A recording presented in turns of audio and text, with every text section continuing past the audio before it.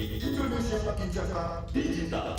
Langsung dari 34 provinsi, 514 kabupaten kota, 500.000 tatap digital. Inilah Indonesia Makin Cakap Digital.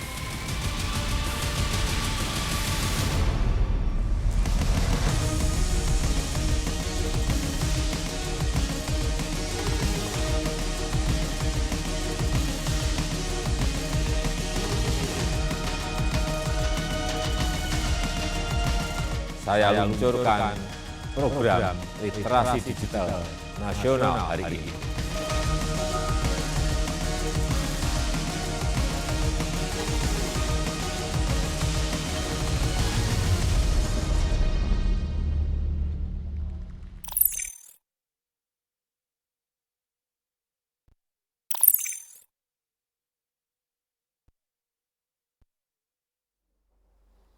Salam literasi Indonesia Makin Cakap Digital. Assalamualaikum warahmatullahi wabarakatuh.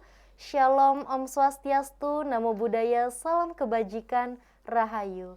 Selamat siang dan salam sejahtera untuk kita semua. Senang sekali pada kesempatan siang hari ini kita dapat berjumpa dalam acara webinar literasi digital yang diselenggarakan oleh Kementerian Komunikasi dan Informatika Republik Indonesia pada hari ini, Rabu 7 Juli tahun 2021, bersama saya Ayu Irtibatul Kolbi selaku pembawa acara dan moderator pada hari ini. Kami juga selalu mengingatkan kepada Bapak Ibu semua untuk tetap mematuhi protokol kesehatan dengan memakai masker, mencuci tangan dengan sabun dan air yang mengalir, menjaga jarak, menjauhi kerumunan, serta mengurangi mobilitas. Pakai masker, harga mati. Tidak pakai masker, bisa mati. Semoga kita semua selalu dalam keadaan sehat dan tetap bersemangat dalam mengikuti webinar pada hari ini. Yang terhormat Gubernur Provinsi Sumatera Utara, yang kami hormati Bapak Samuel A. Panggerapan, selaku Direktur Jenderal Aptika Kementerian Komunikasi dan Informatika Republik Indonesia, kami ucapkan selamat datang kepada 4 narasumber kita yang sudah hadir bersama kita. Yang pertama ada Ibu Meida Rahmawati SEMMMH, dosen dan Direktur Nusantara Training and Research. Kemudian yang kedua ada Bapak Cecep Nurul Alam STMT, bidang ahli ICT Kopertais 2 Jabar, Kepala Divisi E-Learning. Kemudian yang ketiga Bapak Ibu Kartika Manalu MPD, dosen Ketua Prodi Biologi FST UINSU. Kemudian yang keempat ada Ibu Indayana Febriani Tanjung MPD, dosen Ketua Prodi Pendidikan Biologi FITK UINSU. Telah hadir juga Key Opinion Leader Mas Leon, owner @RM Lego, dan seluruh peserta webinar literasi digital khususnya yang berada di Provinsi Sumatera Utara, Kabupaten Langkat yang berbahagia. Baik Bapak Ibu hadirin yang berbahagia, marilah kita awali acara ini dengan berdoa terlebih dahulu. Berdoa dimulai.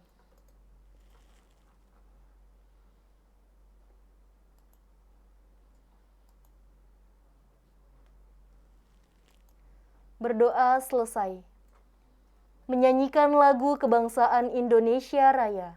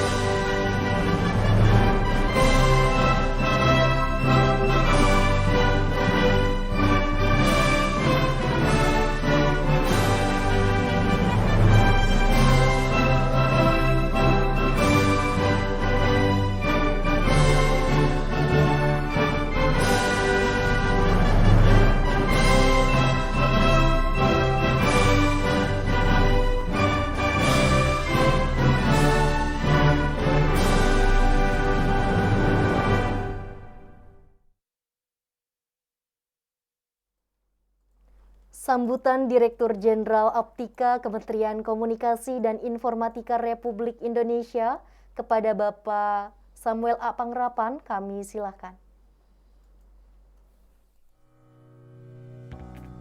Pastikan kita selalu menerapkan protokol kesehatan dengan menggunakan masker, menjaga jarak, dan selalu cuci tangan. Assalamualaikum warahmatullahi wabarakatuh. Salam sejahtera bagi kita semua. Om Swastiastu, Namo Buddhaya, salam kebajikan.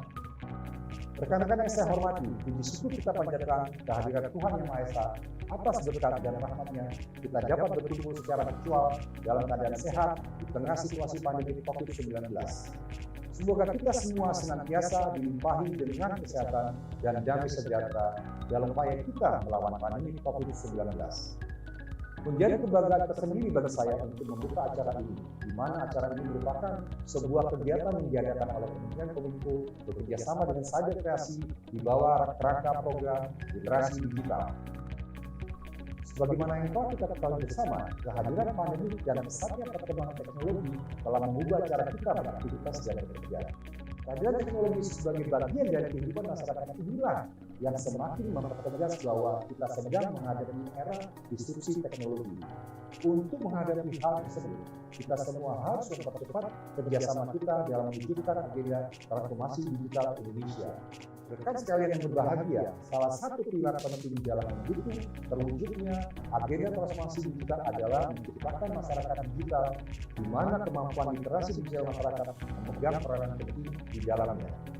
Sebagai tingkat paling dasar, kemampuan literasi digital merupakan kemampuan yang paling krusial dalam menghadapi perkembangan teknologi saat ini untuk mewujudkan masyarakat Indonesia yang tidak hanya mengenal teknologi, namun juga cermat dalam menggunakannya.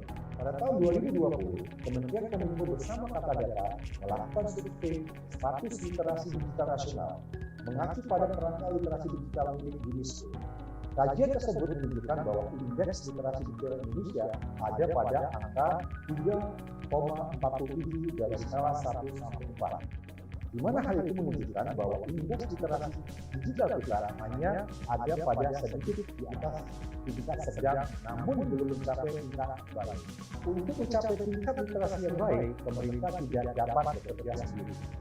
Kementerian Kominfo bersama Saja Kreasi dan berbagai stakeholder terus berupaya mengadakan berbagai kegiatan untuk meningkatkan kemampuan literasi digital masyarakat Indonesia, dan salah satunya adalah yang sedang rekan-rekan sekalian ikuti sekarang.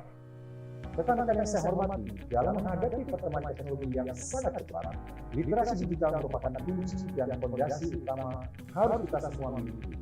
Pemerintah dalam hal ini, Kementerian Kominfo, bersama dengan Saja Kreasi berkomitmen akan terus melakukan upaya meningkatkan literasi digital masyarakat lewat berbagai macam inisiatif kegiatan.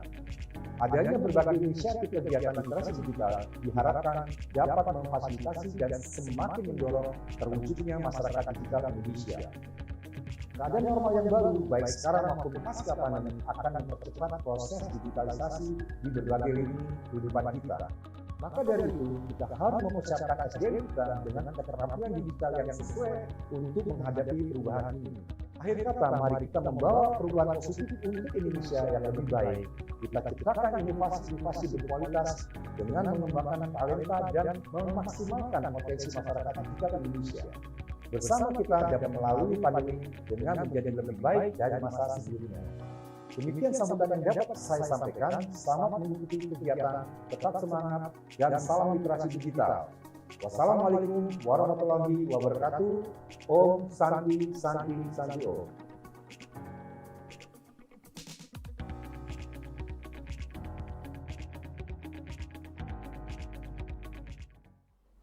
Baik Bapak Ibu hadirin yang berbahagia, telah hadir bersama kita Key Opinion Leader Mas Leon. Kita sapa terlebih dahulu. Halo Mas Leon. Selamat siang. Selamat siang Mas Leon, bagaimana kabarnya hari ini? Baik. Baik, semoga selalu dalam keadaan baik dan sehat ya Mas Leon. Yuk. Baik, Mas Leon, pada hari ini tema kita tentang penelitian dan pengabdian masyarakat di era digital. Nah, apakah ada pengalaman Mas Leon yang berkaitan dengan tema tersebut, atau mungkin ada pengalaman tertentu yang bisa dibagikan kepada para peserta webinar literasi digital pada hari ini, Mas? Jadi era digital ini ya, jadi banyak orang bisa membuat penelitian, membuat sesuatu yang bisa berguna buat orang lain. Nah, dengan di era digital ini bisa lebih mudah untuk menyebarluaskan si hasil penelitiannya, hasil pekerjaannya untuk kegunaannya buat masyarakat dan orang-orang sekitar. Gitu. Jadi kalau dulu mungkin hanya berupa jurnal-jurnal yang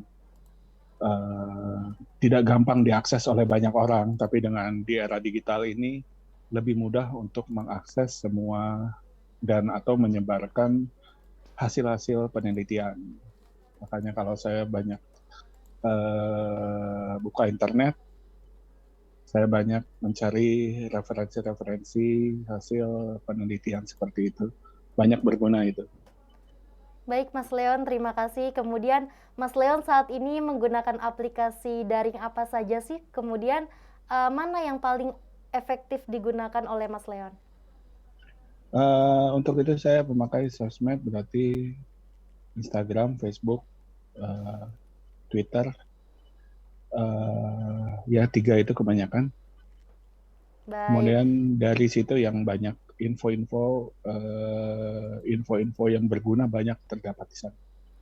baik. Mas Leon, terima kasih sudah bergabung bersama kami. Nanti di Terima kasih. akhir sesi kita akan berbincang-bincang kembali dengan Mas Leon. Siap. Selamat menyaksikan materi yang akan disampaikan oleh keempat narasumber kita pada hari ini. Terima Baik, kasih.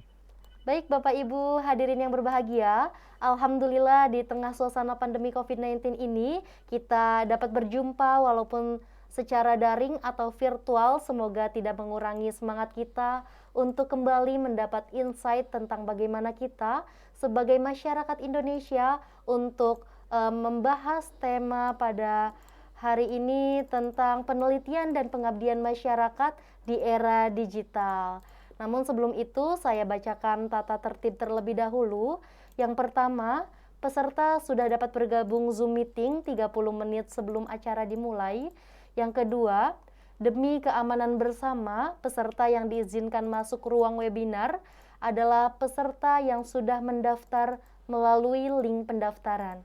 Yang ketiga, sebagai wujud ketertiban, peserta harus menyesuaikan nama akun Zoom dengan format nama peserta _ nama instansi. Yang keempat, peserta diharapkan untuk mematikan mikrofonnya dan menyalakan kameranya atau meng-on-kan kameranya selama acara berlangsung.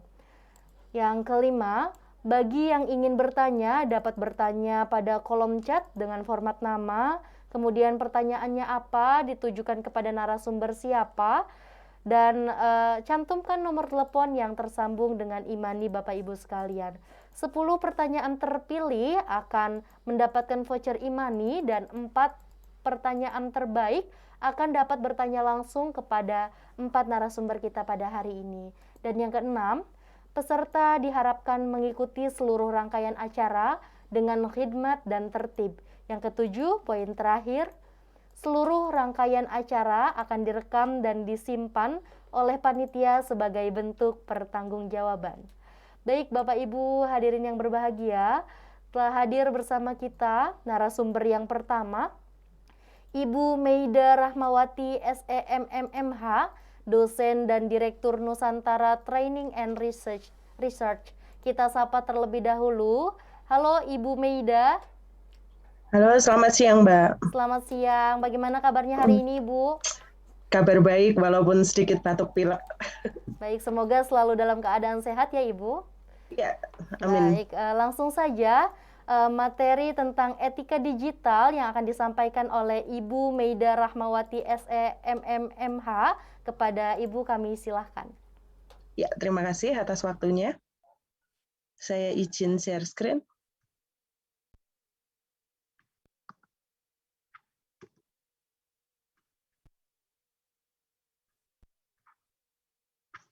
Apakah sudah nampak dalam layar? Belum terlihat Ibu. Baik, sekarang Iya. sudah terlihat, silahkan Sudah. dilanjutkan. Oh, mungkin ini terlalu berat bandwidth-nya. Izin saya mematikan video selama saya menjelaskan. Nanti saya nyalakan kembali. Baik. Ya.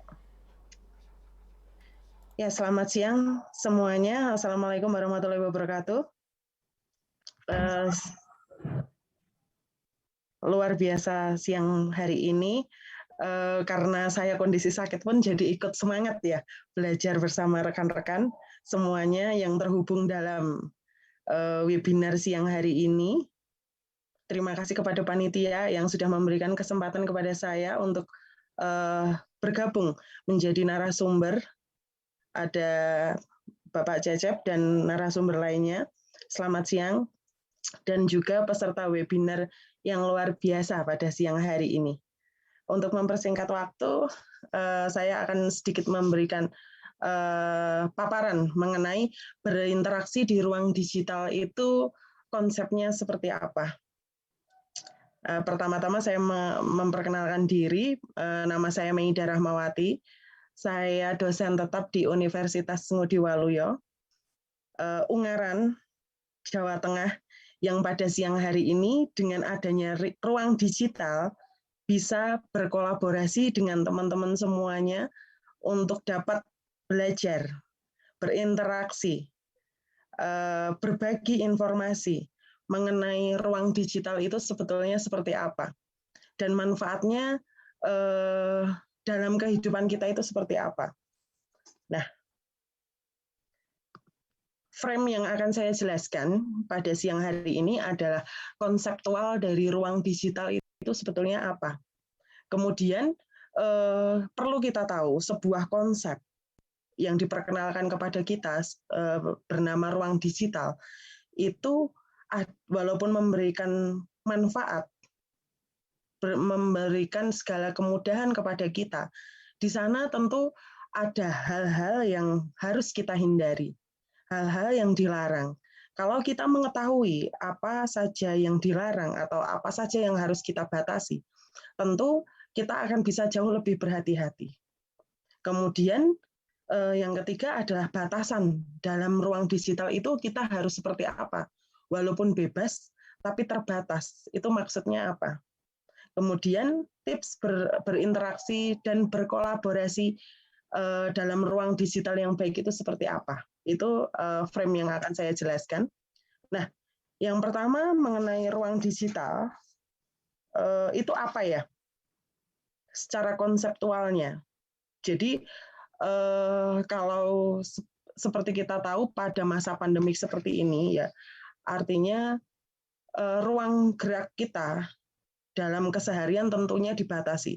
Bagaimana cara kita melakukan penelitian, bagaimana cara kita melakukan pengabdian masyarakat, ya, yang semula kita bisa terjun langsung berinteraksi dengan masyarakat, kemudian bisa memberikan manfaat terapan, implementasi yang dirasakan oleh masyarakat secara langsung. Sekarang mulai bergeser dengan adanya gaya hidup atau situasi yang mendorong kita untuk lebih dekat di ruang digital. Segala sesuatunya sekarang dieratkan dengan ruang digital. Jadi sebetulnya apa ruang digital itu? Ruangan yang tidak terpisahkan, tidak ada batasan antara satu negara dengan negara yang lainnya, antara satu wilayah dengan wilayah yang lainnya. Kita bisa berkomunikasi dan berinteraksi dengan siapa saja. Seperti yang kita lakukan pada siang hari ini. Saya yang berada di Jawa Tengah bisa berinteraksi dengan rekan-rekan yang ada di Sumatera. Tanpa batas, kita bisa berkomunikasi dan dimudahkan banget untuk bisa berbagi informasi mengenai ruang digital dengan Zoom meeting pada siang hari ini. Jadi, tentu saja banyak manfaat yang bisa kita gali, banyak manfaat yang ada di hadapan kita untuk bisa memaksimalkan itu semua.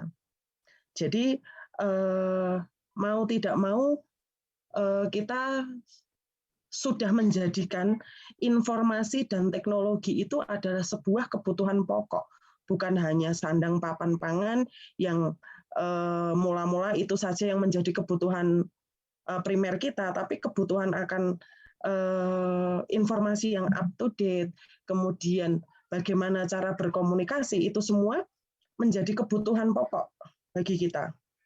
Seperti itu.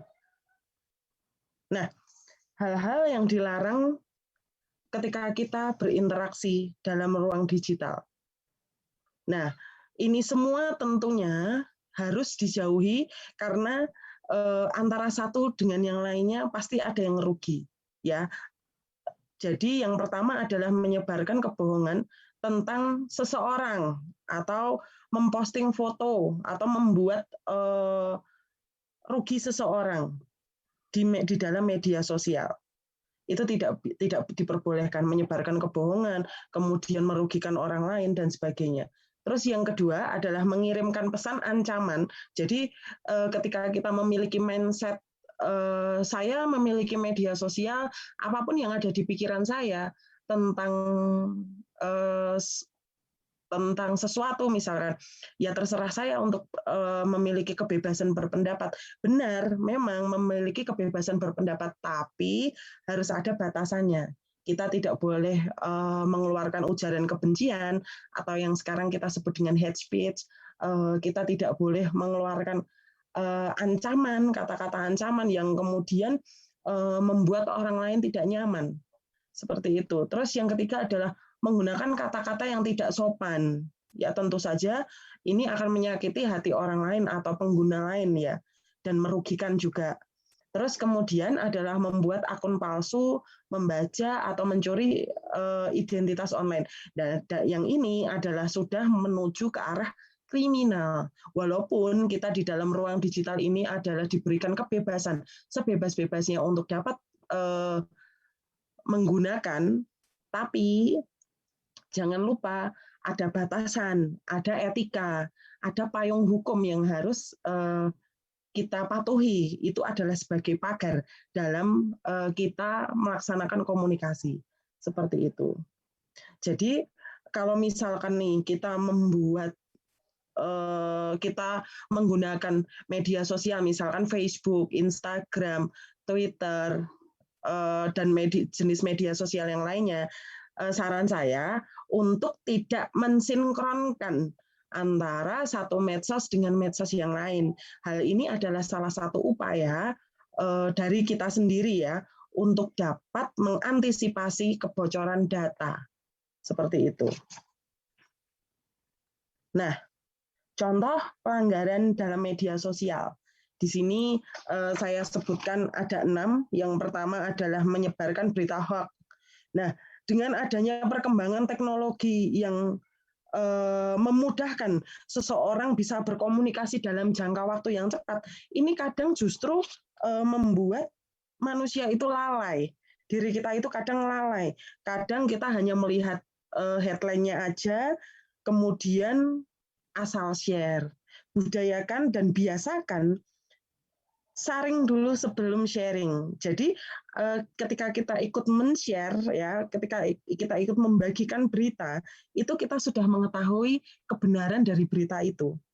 Seperti itu. Terus yang kedua adalah pencemaran nama baik. Ya, orang kadang itu tidak dapat mengontrol emosi, dan karena ini adalah di dunia maya, kadang itu meluap-luapkan emosinya dalam tulisan-tulisan yang kadang nama orang yang dituju itu disebutkan juga. Seperti itu. Jadi memang kalau kita melihat ya, banyak orang yang kalau di dunia maya dia berani, tapi jika berterjun di dunia masyarakat itu kadang malah tidak berani. Nah, justru dia di dalam dunia maya berani meluap-luapkan emosinya tanpa kontrol dan sebagainya. Tapi justru ini adalah contoh dari pelanggaran etika dalam media sosial. Seperti itu. Terus yang ketiga adalah penipuan online.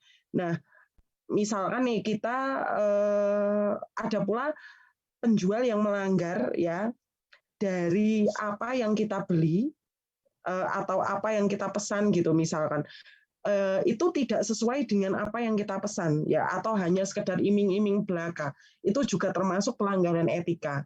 Jadi ketika apa yang dia tawarkan itu ketika apa yang penjual tawarkan itu tidak sesuai dengan yang disampaikan ke kita atau apa yang kita terima, itu adalah salah satu pelanggaran etika. Seperti itu. Terus yang selanjutnya adalah bullying. Nah, ini yang sedang tren juga ya. Jadi bullying itu sebetulnya apa sih? Perilaku buruk seseorang yang dengan sengaja dilakukan untuk mengucilkan orang lain. Ini efeknya atau dampaknya terhadap psikologis tentu sangat besar ya. Jadi mau tidak mau harus dihindari. Seperti itu. Jadi bullying ini biasanya berupa ancaman, bisa berupa kekerasan, berupa intimidasi atau pemaksaan terhadap orang lain. Seperti itu. Terus yang selanjutnya adalah perjudian online. Nah, ini sudah masuk ke ranah kriminal. Seiring dengan maraknya teknologi, ya, kemudahan yang dihadapkan kepada kita justru bukan hanya dampak positif aja yang dihadapkan ke kita. Dampak negatifnya pun ada. Maka kita harus bagaimana bijaknya memanfaatkan apa yang menjadi kelebihannya, apa yang menjadi keuntungannya dengan meminimalisir pengaruh atau dampak negatifnya. Seperti itu. Jadi memang tergantung bijaknya kita. Seperti itu. Terus yang selanjutnya adalah menyebarkan berita kebencian atau ujaran kebencian yang sering kita sebut dengan hate speech. Ya, kasus ini akhir-akhir ini kalau kita lihat di pemberitaan juga sering ya ditemui berita yang mengandung unsur-unsur kebencian, terutama dalam hal beragama, misalkan di media sosial dan sebagainya. Nah, selanjutnya adalah batasan-batasan berinteraksi dalam ruang digital. Yang pertama, batasan 17 tahun, atau jika di bawah usia ini harus ada persetujuan dari orang tua. Sebetulnya memang tidak ada batasan khusus yang mengatakan harus 17 tahun, 18 tahun, tapi dianggap yang bisa lebih mengontrol emosi dan sekiranya bisa dilepas seperti itu ya adalah usia batasan 17 tahun. Karena pada masa-masa remaja, terutama SMP, SMA seperti itu, dengan tingkat emosional yang masih labil, takutnya nanti akan menjadi candu. Candu dalam artian menyalahgunakan yang apalagi dalam pembelajaran daring seperti ini difasilitasi oleh orang tua, handphone, misalkan laptop dan sebagainya, bukan hanya untuk media pembelajaran, tapi justru kadang disalahgunakan untuk mencoba-coba game online atau dan sebagainya yang sekiranya melanggar seperti itu. Terus yang kedua, teman pertama dalam medsos upayakan adalah orang tua sendiri, dan jangan sampai ya kita sebagai orang tua itu malah justru tidak mengetahui apa password atau apa media sosial dari anak kita. Controllingnya akan lemah di sana. Nah, batas penggunaan media sosial hanya 30 menit atau 1 jam per hari. Ini normalnya, tapi kan tergantung kebutuhan. Jadi bagaimana kita berinteraksi dalam ruang digital, tapi juga seimbang antara media sosial atau dunia maya dengan kehidupan kita dalam bermasyarakat, seperti itu. Terus yang selanjutnya adalah menggunakan media sosial secara bijak dan bertanggung jawab, berarti membatasi penggunaan supaya tidak mengganggu aktivitas sehari-hari. Nah, manajemen waktu berperan di sini. Artinya mana yang digunakan untuk hiburan, mana yang digunakan dalam ranah pekerjaan atau pembelajaran. Jangan sampai orang terlena hanya untuk hiburan sepanjang hari, dari pagi sampai malam hanya nonton konten-konten hiburan saja dan menjadikan itu semua candu. Tapi manajemen waktu di sini yang harus ditegaskan. Artinya jangan sampai dengan adanya media sosial, hadirnya media sosial menjauhkan yang dekat, mendekatkan yang jauh. Seperti itu. Kemudian ada tips berinteraksi dalam dunia digital. Yang pertama adalah mengenai postingan. Jadi apapun yang kita posting itu harus positif dan jujur, memang berdasarkan fakta. Karena apa? Kaitannya dengan jejak digital. Ya, sebelum berpikir atau sebelum memposting dan mengirim di media sosial, kita harus pikirkan dulu itu nanti memiliki dampak atau efek atau tidak. Karena jejak digital itu selalu ada. Seperti itu. Terus yang kedua adalah tentang komunikasi, ya, yang mana kita harus berhati-hati nih berinteraksi atau berkomunikasi saat online. Jangan sampai kita salah berkomunikasi dengan orang atau salah mengirimkan pesan. Jadi harus hati-hati di sini. Apalagi mengenai dalam media sosial kadang kita diberikan iming-iming atau pesan yang dengan iming-imingnya menyuruh kita untuk dapat mengirimkan atau mengisi data pribadi dan sebagainya. Itu hati-hati. Kemudian yang selanjutnya adalah berperilaku baik. Ini di dalam dunia digital ya, dalam kita berinteraksi, pastikan postingan kita itu tidak menyinggung atau merugikan orang lain. Hanya seperti itu. Baik, mohon izin Ibu, kami ingatkan waktunya 3 menit lagi. Terima kasih. Ya, oke. Kemudian yang terakhir adalah mengenai keseimbangan. Artinya di sini adalah seimbangkan antara kita berinteraksi dalam dunia maya dan ketika terjun di masyarakat. Jadi di dalam berinteraksi kita tidak menjadi antisosial yang hanya mampu berinteraksi dan berani mengeluarkan pendapat ketika kita ada di dunia maya saja. Tapi kadang kalau kita berinteraksi di dalam masyarakat itu kadang tidak berani. Jangankan berani tampil, mengeluarkan pendapat aja kita kadang tidak berani. Tapi jika itu semua dikeluarkan dalam dunia maya, aktif sekali. Seperti itu. Jadi adanya berinteraksi dalam dunia digital ini memang memberikan segala kemudahan bagi kita, segala kenyamanan bagi kita. Tapi memang harus ada etika dan batasan-batasan bagi kita ya pengguna ruang digital, pengguna media sosial, katakanlah untuk dapat menghargai satu sama lain. Jangan sampai postingan kita atau bentuk komunikasi kita akhirnya dapat merugikan orang lain, menyinggung orang lain, atau merugikan masyarakat. Saya rasa itu yang dapat saya sampaikan. Nanti bisa dilanjut di acara tanya jawab ya. Waktu saya kembalikan kepada moderator. Terima kasih Ibu Meida Rahmawati atas penyampaian materi yang luar biasa tentang etika digital. Baik Bapak Ibu, kami informasikan kepada Bapak Ibu yang ingin bertanya, silahkan langsung cantumkan pertanyaannya di kolom chat yang berada di room Zoom ini, karena nanti setelah penyampaian dari 4 narasumber kita akan dipilih bagi yang sudah bertanya sebagai 4 penanya terbaik pada hari ini, dan nanti 6 penanya terbaik akan kami umumkan di akhir sesi. Baik Bapak Ibu, selanjutnya kita berlanjut ke materi yang kedua. Di sini sudah ada Bapak Cecep Nurul Alam STMT, bidang ahli ICT Kopertais 2 Jabar, Kepala Divisi E-Learning. Materi yang akan disampaikan tentang keamanan digital. Kita sapa terlebih dahulu. Halo Bapak Cecep. Halo, Assalamualaikum Mbak. Halo, waalaikumsalam. Senang sekali dapat bertemu kembali Bapak.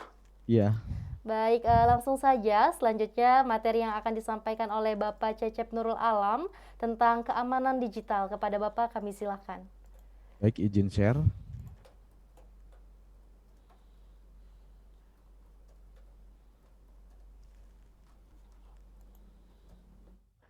Apakah sudah terlihat, Mbak? Sudah terlihat Bapak.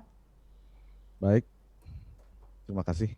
Yang terhormat Ibu Meida, Ibu Kartika, Ibu Andayana, Mas Leon, juga Mbak Ayu. Assalamualaikum warahmatullahi wabarakatuh. Salam sejahtera bagi kita semua. Shalom, Om Swastiastu, Namo Buddhaya, salam kebajikan. Terima kasih banyak sudah mengundang kami di acara seminar ini. Adapun tema yang akan saya ambil adalah tentang tips keamanan internet bagi mahasiswa. Ini terutama untuk masalah penelitian dan juga pengabdian masyarakat. Nah, baik, kita mulai saja. Nama saya Cecep Nurul Alam. Saya sehari-hari sebagai dosen di jurusan Teknik Informatika UIN Bandung. Additional position saya di bidang ahli ICT Kopertais Jabar. kemudian Kepala Divisi E-Learning. Ada beberapa materi yang akan saya bawakan di kesempatan hari ini, yaitu tentang proteksi. Proteksi ini berhubungan dengan perlindungan data, keamanan, privacy gitu.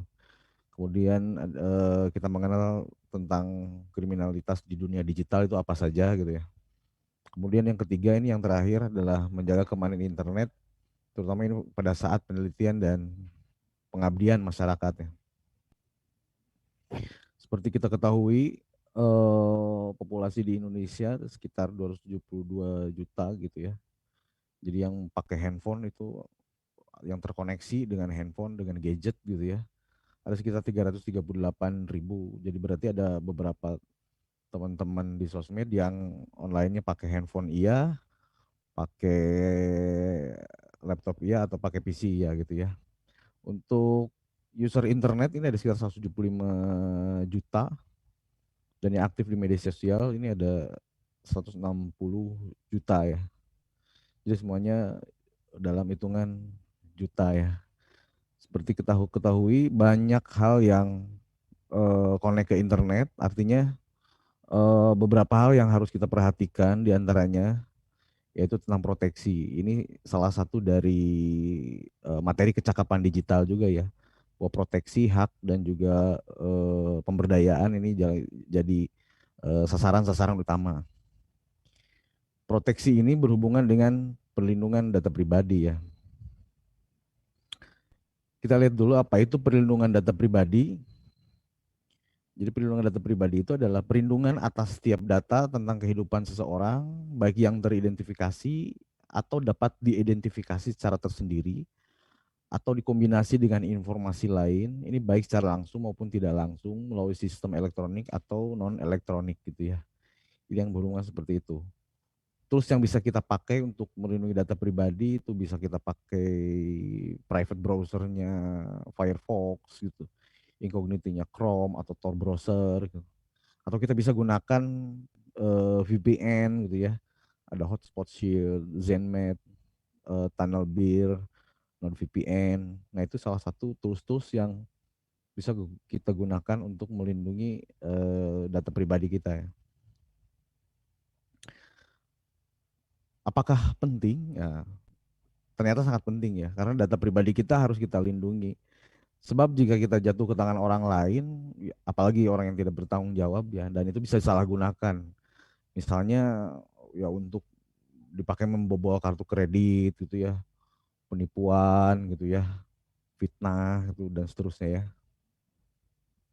Contoh data-datanya seperti apa? Ini ada riwayat kesehatan gitu, ada tentang nomor ponsel gitu ya, nomor rekening, nama orang tua, tanggal lahir, alamat gitu, atau position, location. Nah ini sangat rentan ya, sangat sensitif. Ada kok contoh kasus tentang data pribadi yang diperjualbelikan gitu.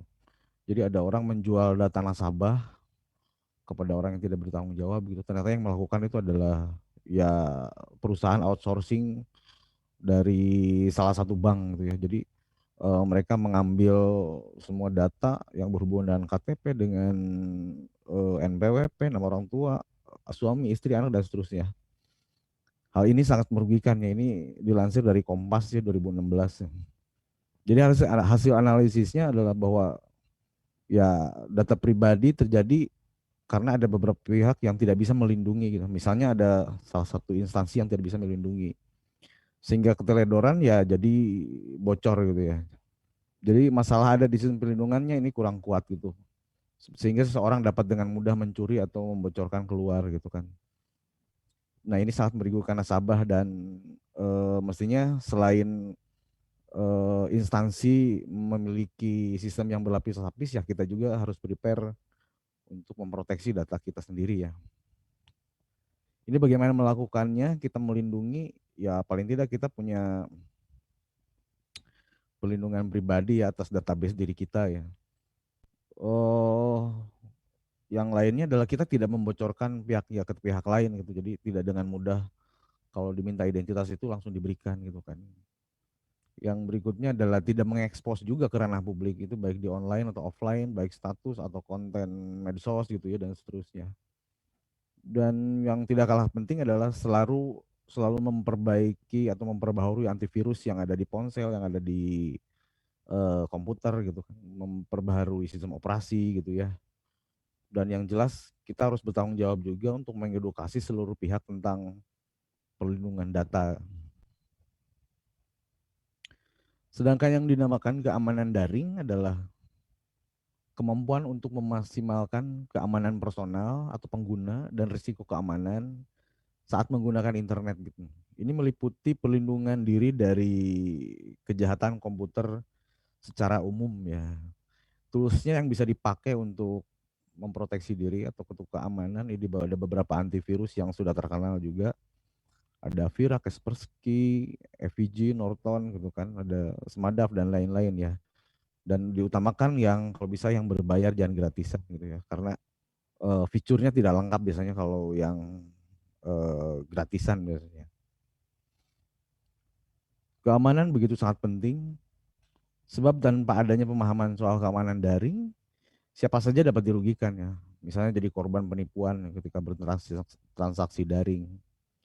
Ada beberapa contoh tentang keamanan daring, itu misalnya keamanan menyimpan data-data dokumen, foto gitu ya, atau sejenisnya ya secara daring. Kemudian contoh keamanan ketika melakukan transaksi perbankan gitu ya. Kemudian keamanan saat jual beli online gitu ya. Nah, ini ada salah satu kasus bahwa ternyata komputer pribadi itu bisa kena ransomware juga gitu. Biasanya kan virus ini salah satu virus ya. Ransomware itu menyerang di perusahaan-perusahaan, komputer-komputer di perusahaan gitu. Ternyata bisa juga komputer pribadi terkena seperti itu gitu kan. Nah, artinya komputer pribadi atau perusahaan tuh bisa kena juga gitu, terinfeksi gitu kan. Tapi yang jelas selama kita melakukan update gitu kan, antivirus, sistem operasi, hal ini bisa diminimalisir gitu kan. Selain itu bagaimana melakukannya untuk proteksi kita, selain menggunakan antivirus gitu kan. Jadi gunakan password yang sulit gitu kan di akun-akun kita ya, baik akun medsos, akun jual beli online gitu ya, akun-akun di beberapa jurnal penelitian gitu ya. Nah, ini harus diperkuat juga gitu kan. Jangan sampai password cuma tanggal lahir, cuma 1, 2, 3, 4, tapi mungkin gabungan dari karakter huruf kecil, huruf besar, angka gitu kan, dan karakter lainnya gitu kan. Dan jangan mengunduh sembarangan aplikasi ya, terutama bajakan gitu kan.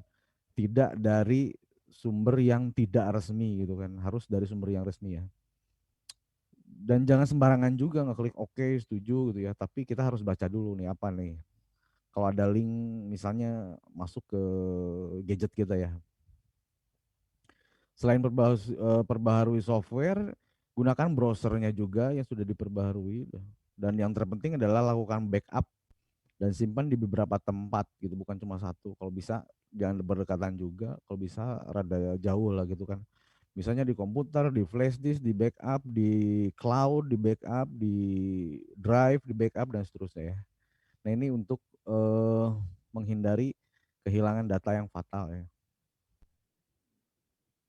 Sementara apa itu privacy individu? Ya, kita harus jaga privacy juga. Jadi privacy individu itu adalah hak individu untuk mengontrol, mengedit, mengatur, dan menghapus informasi tentang dirinya, termasuk memutuskan kapan, bagaimana, dan untuk apa informasi itu disampaikan ke pihak lain ya. Nah, ini sempat disinggung tadi di narasumber pertama, Bu Mei, untuk orang tua ya mendampingi anaknya lah. Orang tua bisa pakai tools tentang pakai NetNani, bisa Code Studio, bisa Kakatu gitu ya. Atau yang lainnya yang sifatnya itu parental control gitu ya. Jadi bisa seperti itu untuk melindungi anak-anaknya ya. Hal ini sangat penting karena privasi individu harus dihargai gitu. Sebab membatasi kekuatan di luar diri manusia untuk melakukan penekanan atau kontrol atas kehidupannya. Dan ini kalau privasi individunya dilanggar, maka biasanya kehormatan haknya otomatis terlanggar juga gitu kan. Semua rahasia dirinya bisa dikuasai pihak lain gitu, sehingga keselamatannya ikut terancam gitu. Apalagi rahasia-rahasia perusahaan ya, yang bisa mengancam kelangsungan bisnis gitu ya. contohnya apa saja tentang privasi individu? Ini contohnya untuk privasi individu tidak mengekspos ideologi atau keyakinan, ini salah satu contoh privasi ya. Menutupi riwayat keluarga, merahasiakan medis, itu kan tidak mengekspos bagian tubuh tertentu gitu ya. Nah ini salah satu privacy juga ya. Ini ada studi kasus juga ini tentang kasus pornografi anak online. Dia modus tersangkanya ya ngaku dokter gitu ya. Kemudian dia mencari data dari anak-anak gitu ya. Kemudian dia coba hubungi orang tuanya, guru-gurunya, ngadu domba, ujung-ujungnya ya minta tebusan atau minta tagihan uang gitu ya, memeras gitu ya. Nah ini dilansir di Tempo di waktu tahun 2014 ya. Jadi kalau dianalisis ya kasus ini terjadi karena minimnya edukasi orang tua dan guru mengenai privasi individu ke anak-anak gitu. Jadi anak-anak dalam posisi lemah kan, jadi orang tua wajib mengawasi. Tadi sudah dibilang bahwa mengawasi perilaku anak-anak di dunia maya ya, demi melindungi privasi ya. Kalau pelanggaran privasi bagi anak-anak itu sangat merugikan, ya, terutama secara psikis ya. Nah untuk memproteksinya diantaranya bisa juga kita selalu gunakan protokol kalau di browser itu HTTPS itu, HTTP secure gitu kan. Kemudian tidak mengaktifkan location sharing gitu lah, mengajari anak-anak remaja terutama ya mengenai batas wilayah privasinya seperti apa. Kemudian menghindari mengekspos data pribadi, terutama yang hal-hal yang sensitif ya. Dan yang ini yang terpenting juga menjaga kerahasiaan password, jangan dikasih tahu sama orang lain akun gitu ya.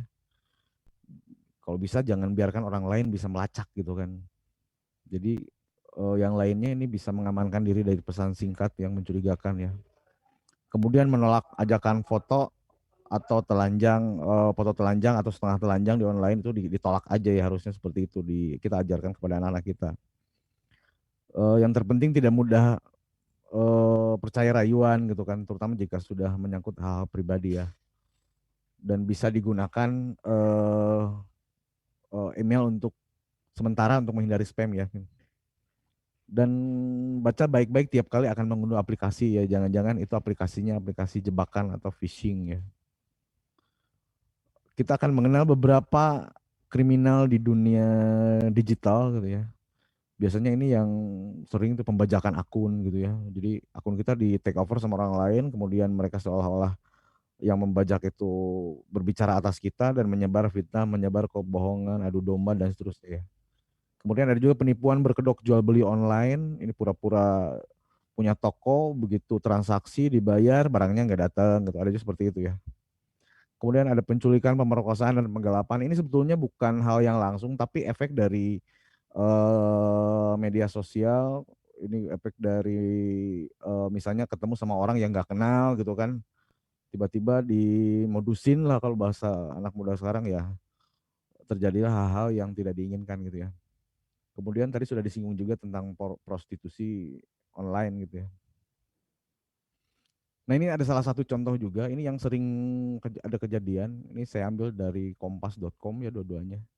Misalnya ketika WhatsApp disadap gitu ya. Ya hindari hal-hal seperti ini banyak kasus yang mengadukannya juga. Caranya gimana? Caranya pantau aktivitas di web Anda, biasanya kalau web WhatsApp itu dimasukkan di komputer dan jangan lupa log out, biasanya lupa log out, ada yang mancing dan kena lah gitu. Kemudian jangan lupa gunakan two-step verification di WhatsApp-nya gitu kan. Jangan pernah memberikan OTP gitu kan kepada siapapun gitu kan. Ya ini salah satu tips juga, kurangi penggunaan WhatsApp di jaringan wifi publik gitu kan, yang nggak jelas nih punya siapa publiknya. Ya gunakan jaringan yang sudah pasti-pasti saja ya. Kemudian blokir instalasi source yang tidak dikenal ya. Pasang passwordnya bisa karakter, bisa fingerprint, bisa biometrik wajah atau mata gitu ya. Ya ini akhir-akhirnya ya kalau masih seperti itu ya dinonaktifkan aja si akunnya ya. Ini ada kejadian lain juga ini atas nama Gojek gitu ya. Jadi modus gitu ya. Modus pura-pura buka pemblokiran gitu kan. Modus pembaruan sistem aplikasi gitu. Modus dapat hadiah gitu kan. modus akun dilaporkan pelanggan gitu kan, bisa kena blokir dan seterusnya lah. Ini ciri-ciri penipuannya seperti itu ya. Jadi kalau udah ada seperti itu ya kita harus hati-hati juga ya. Ya lebih baik menghubungi perusahaan yang resminya lah gitu lah kira-kira. Kemudian eh, tapi jangan takut, ini ada beberapa undang-undangnya. Jadi undang-undang ITE ini dari pasal 27, 29, 28, 29, 30 dan seterusnya sampai 35 ya. Nanti dibaca aja, ini ada pasal-pasalnya. Jadi jangan takut, ada perlindungannya juga bagi konsumen, bagi pengguna terutama ya, pengguna di media digital ya. Kemudian yang terakhir tentang menjaga keamanan, itu terutama di keamanan saat penelitian dan pengabdian. Biasanya teman-teman dosen mahasiswa itu medsosnya selain Facebook, Instagram, WhatsApp, Twitter, LinkedIn dan seterusnya, ini ada di Google Scholar juga gitu kan, atau Google Cendikia. Yang adalah salah satu layanan yang memungkinkan pengguna mencari materi-materi pelajaran ini berupa teks, berupa publikasi gitu ya. Ini salah satu indexing juga, indexing jurnal sedunia gitu ya. Jadi ini kita bisa mencari literatur akademis, buku gitu kan, abstrak, artikel, itu dari komunitas profesional, dari universitas dan seterusnya ya. Kita bisa mengidentifikasi penelitian paling relevan di seluruh penelitian akademis, nyusun artikel, dan kita simpan di sini ya. Nanti di sini datanya ada semua, apa yang kita tulis, kemudian yang kita tulis dalam bentuk jurnal atau dalam bentuk digital, itu ada disitasi dan seterusnya ya. Ini salah satunya biasanya punya akunnya ini. Nah ini harus diproteksi tadi ya. Yang berikutnya adalah biasanya kalau peneliti kan ujung-ujung akhirnya penelitian pengabdian itu kan publikasi gitu kan, paper di samping indeksnya di Google. Itu di Indonesia itu ada namanya SINTA gitu ya, Science and Technology Index. Ini berisi pengukuran kinerja dari ilmu pengetahuan dan teknologi ya, meliputi peneliti, penulis, kinerja jurnal, kinerja institusi gitu kan. Dan ini arahnya ke portal pengindeks global atau Scopus ya biasanya. Ini fitur-fiturnya ada citasi gitu kan, ada networking, kita tahu siapa saja yang pernah bekerja sama, yang tulisan-tulisannya yang berhubungan dengan materi yang kita tulis gitu ya. Research outputnya ada jurnal, artikel gitu ya, buku yang dipublikasi gitu kan. Dan juga kita bisa melihat skor, biasanya indeks Scopus, Google Scholar gitu kan, Dynasty ini bisa dilihat ya di Sinta ini ya. Ini ada di sinta.ristekdikti.go.id ya. Kemudian Scopus, ini adalah layanan indeksasi dan penyedia database jurnal terbesar saat ini di bawah naungan Elsevier. Jadi perusahaan penerbitan publikasi ilmiah internasional gitu ya. Jadi Scopus adalah database abstrak dan kutipan terbesar dari literatur peer review gitu ya. Jurnal ilmiah, buku proceeding, konferensi gitu kan. Hasil penelitian dunia bidang sains, teknologi, kedokteran, sosial, humaniora gitu kan. Dia nih indexing ini kalau ini lebih ke internasional ya, ke internasional. Dan ini harus dijaga juga gitu ya, diproteksi ya.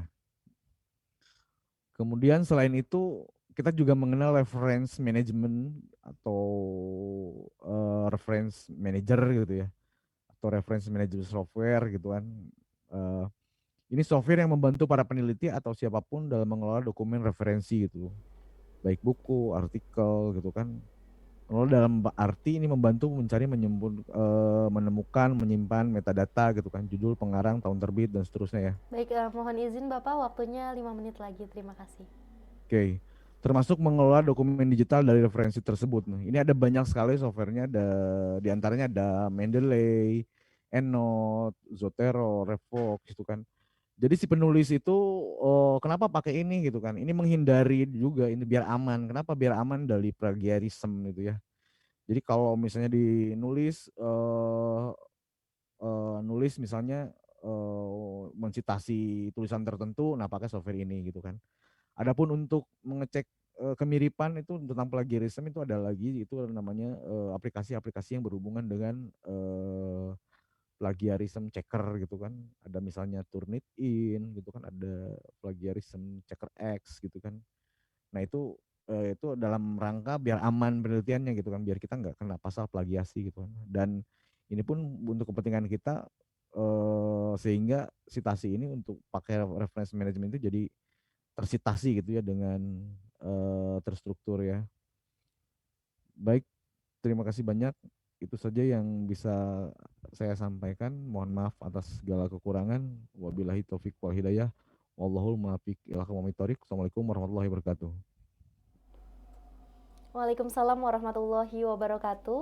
Kami sampaikan terima kasih kepada Bapak Cecep Nurul Alam yang telah menyampaikan materinya yang luar biasa pada hari ini tentang keamanan digital. Baik Bapak Ibu hadirin yang berbahagia, selanjutnya kita berlanjut ke materi yang ketiga yang akan disampaikan oleh Ibu Kartika Manalu MPD, dosen Ketua Prodi Biologi FST UINSU, yang akan menyampaikan materi tentang kecakapan digital. Kita sapa terlebih dahulu Ibu Kartika. Halo, selamat siang menjelang sore. Halo, selamat siang Mbak Ayu. Baik, langsung saja kepada Ibu Kartika kami silahkan.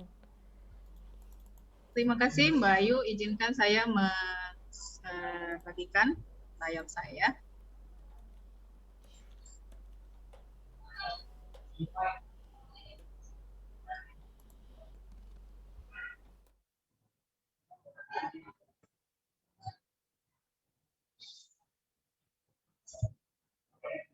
Baik, bismillahirrahmanirrahim. Assalamualaikum warahmatullahi wabarakatuh. Pada hari ini tema yang akan saya bawakan yaitu pengabdian masyarakat di era digital. Nah, perkenalkan terlebih dahulu, saya adalah Kartika Manalu, dosen program studi biologi Fakultas Sains dan Teknologi UIN Sumatera Utara Medan, yang saat ini menjabat sebagai Ketua Program Studi Biologi Fakultas Sains dan Teknologi UIN Sumatera Utara Medan. Pada hari ini saya ingin membagikan kepada para peserta webinar sebenarnya bagaimana pola pengabdian masyarakat di era digital ini. Nah, jadi pengabdian masyarakat di era ini itu seyogianya tidak hanya bertujuan agar masyarakat mampu menguasai ilmu dan keterampilan bidang tertentu, tetapi juga mampu beradaptasi dengan perkembangan teknologi digital dan teknologi informasi dan komunikasi. Mengapa demikian? Karena perkembangan teknologi digital dan teknologi informasi dan komunikasi berkembang sangat cepat dan luas jangkauannya. Lalu bagaimana sih rancangan kegiatan pengabdian masyarakatnya yang pada era digital ini? Yang pertama yang harus kita perhatikan adalah siapa sasaran dari pengabdian masyarakat kita. Tentukan dulu siapa yang menjadi sasaran. Contoh, misalnya yang menjadi sasaran kita adalah masyarakat desa. Nah, lalu masyarakat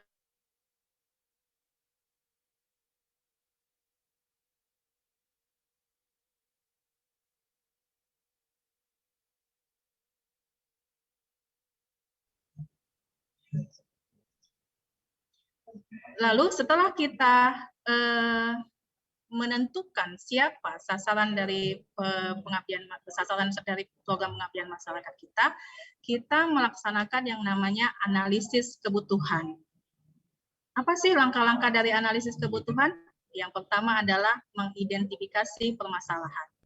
Kira-kira apa masalah yang dihadapi oleh masyarakat desa Jentera Kabupaten Langkat? Apa masalah yang ada di sana? Contoh misalnya, ketika kita melaksanakan observasi, kegiatan observasi di desa tersebut, kita melihat bahwa ada pertumbuhan enceng gondok yang meluas. Nah, pertumbuhan enceng gondok yang masif ini mengganggu perairan masyarakat desa Jentera Kabupaten Langkat. Nah, Kita kan tahu bahwasanya pertumbuhan enceng gondok yang terlalu cepat dan menyebar di perairan itu dapat mengganggu kualitas dari perairan yang pada akhirnya dapat merugikan masyarakat Desa Jendela Kabupaten Langkat. Lalu kita melihat apa kira-kira yang dibutuhkan untuk menyelesaikan permasalahan tersebut. Nah, setelah kita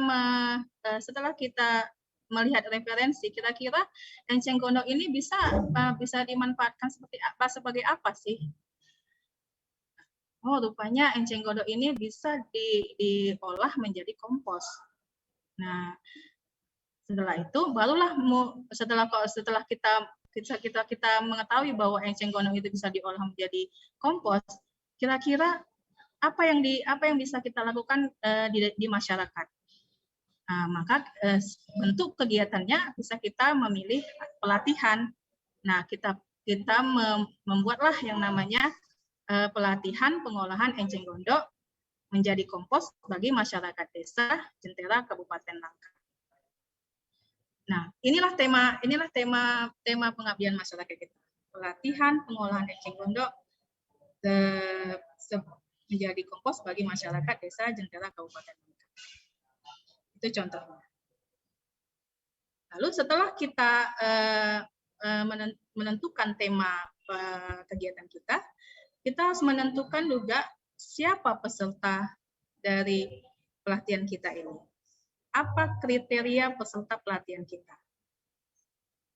Kalau kita ingin, yang sebelumnya saya jelaskan, bahwa kalau kita ingin agar ada integrasi digital dalam kegiatan pengabdian masyarakat kita, maka kriteria peserta pelatihan kita contohnya seperti ini. Pertama, masyarakat, otomatis masyarakat Desa Jentera, contohnya misalnya, sebagai sasaran pengabdian masyarakat kita. Yang kedua, memiliki gawai. Paling tidak, mereka memiliki telepon genggam sebagai gawai mereka. Yang ketiga adalah kriterianya dapat mengoperasikan sistem Android atau dapat menjalankan telepon genggam mereka. Yang keempat, bahwa peserta pelatihan kita harus memiliki kuota internet. Dengan kriteria seperti ini, dapat kita meyakinkan bahwa paling tidak peserta pelatihan kita pernah berselancar di dunia maya. Untuk peserta pelatihan. Nah, kegiatan pertama yang kita lakukan dalam pelaksanaan pelatihan adalah sosialisasi pelatihan. Kalau kita sosialisasi pelatihan ini harus kita lakukan secara tatap muka agar kita bertemu dulu dengan peserta pelatihan kita. Karena pelatihan ini misalnya kita laksanakan pada masa pandemi, maka kegiatan itu harus memperhatikan protokol kesehatan. Kira-kira apa sih langkah-langkah yang kita lakukan di kegiatan pertama ini? Pertama, kita membuat grup WhatsApp. Apa tujuan kita membuat grup WhatsApp? Tujuannya adalah agar memudahkan kita sebagai panitia pelatihan untuk berbagi informasi dengan peserta pelatihan. Itulah gunanya kita membuat grup WhatsApp. Yang kedua, dalam kegiatan pertama ini, kita melakukan pendaftaran peserta melalui Google Formulir. Tujuannya apa? Tujuannya agar untuk pendataan peserta dan peserta nanti mampu mengisi Google Formulir. Lalu apa kita bisa meyakinkan bahwa semua peserta pelatihan itu bisa mengisi Google Formulir? Tentu tidak bisa, tentu kita tidak yakin. Jadi cara untuk mengatasinya adalah kita memberikan panduan kepada peserta pelatihan bagaimana cara mengisi Google Formulirnya. Yang tautan Google Formulir itu dapat kita bagikan di grup WhatsApp.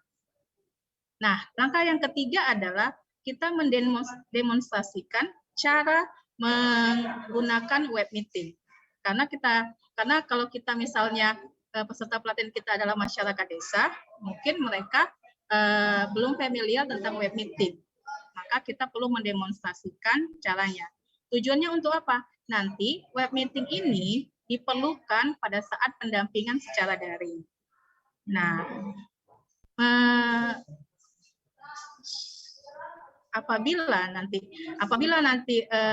tentu saja hal ini apakah misalnya pengisian formulir ataupun penggunaan web meeting itu tidak serta-merta peserta itu bisa dalam sekali waktu, maka repetisi atau pengulangan itu perlu bagi peserta pelatihan sampai kita yakin bahwa peserta pelatihan dapat mengisi Google Formulir dan dapat menggunakan web meeting dengan platform yang lazim kita gunakan, misalnya dengan platform Zoom. Nah, kegiatan kedua dalam rancangan rancangan pelaksanaan pelatihan kita, yang kedua adalah pelaksanaan pelatihan itu sendiri. Nah, pelaksanaan pelatihan ini tetap dilakukan dengan tatap muka, dengan memperhatikan protokol kesehatan. Apakah jumlah pesertanya, kemudian memakai masker, jaga jarak, dan sebagainya. Nah, dalam kegiatan ini, apa yang kita lakukan? Yang pertama adalah mengunggah materi pelatihan pada platform yang lazim digunakan. Misalnya, kita unggah materi pelatihan itu pada dalam bentuk video pada YouTube ya. YouTube itu kan platform yang lazim yang digunakan oleh masyarakat begitu. Nah, setelah kita mengunggah materi pelatihan di YouTube, kita memaparkan materi. Nah, di sini di sesi ini narasumber akan membantu peserta bagaimana mendapatkan materi pelatihan itu melalui YouTube. Karena apa? Karena kalau kita berada di masyarakat itu lebih bagus kita menyajikan materi itu dengan video, ataupun kalau untuk pelatihan ini sebaiknya dengan video tutorial, karena lebih mudah dipahami oleh masyarakat luas dengan melalui video tutorial, lebih ringkas mereka pahami. Yang ketiga adalah pelatihan keterampilan tertentu. Misalnya pada pelaksanaan pelatihan itu kita ingin peserta itu mempraktikkan seperti yang tadi, misalnya tema pelatihan kita ada pengolahan enceng gondok, maka pada sesi ini peserta mempraktikkan cara pengolahan enceng gondok menjadi kompos yang tutorialnya telah mereka tonton terlebih dahulu melalui YouTube. Kenapa mesti kita unggah materi ini di YouTube? Mana tahu nanti peserta pelatihan ini ingin membagikan pengetahuan yang mereka dapat pada saat pelatihan itu kepada orang lain. Nah, materi itu kan tidak, misalnya lupa mengenai materi tersebut, maka bisa mengakses kembali di YouTube yang pernah mereka mereka dapatkan, tautan YouTube yang pernah mereka dapatkan pada saat pelatihan. Yang ketiga, kegiatan ketiga adalah pendampingan. Nah, pendampingan ini adalah pertama ini bertujuan ada sharing session, ada diskusi antara panitia dan panitia, narasumber dan peserta pelatihan terkait tentang pelaksanaan pelatihan yang telah dilaksanakan. Nah, contoh tadi mengenai pengolahan enceng gondok menjadi kompos. Melalui kegiatan ini narasumber akan menanyakan kepada peserta bagaimana kondisi kompos dari enceng gondok itu, apa kesulitan yang dialami oleh peserta pelatihan terkait pengolahan enceng gondok menjadi kompos.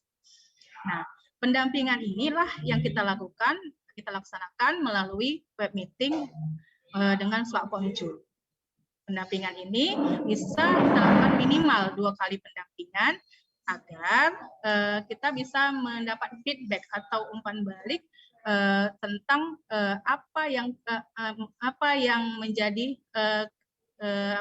keluhan ataupun masalah yang dialami oleh peserta pelatihan pada saat pelaksanaan pelatihan. Nah, ya, kegiatan keempat, kita pengemasan produk pelatihan.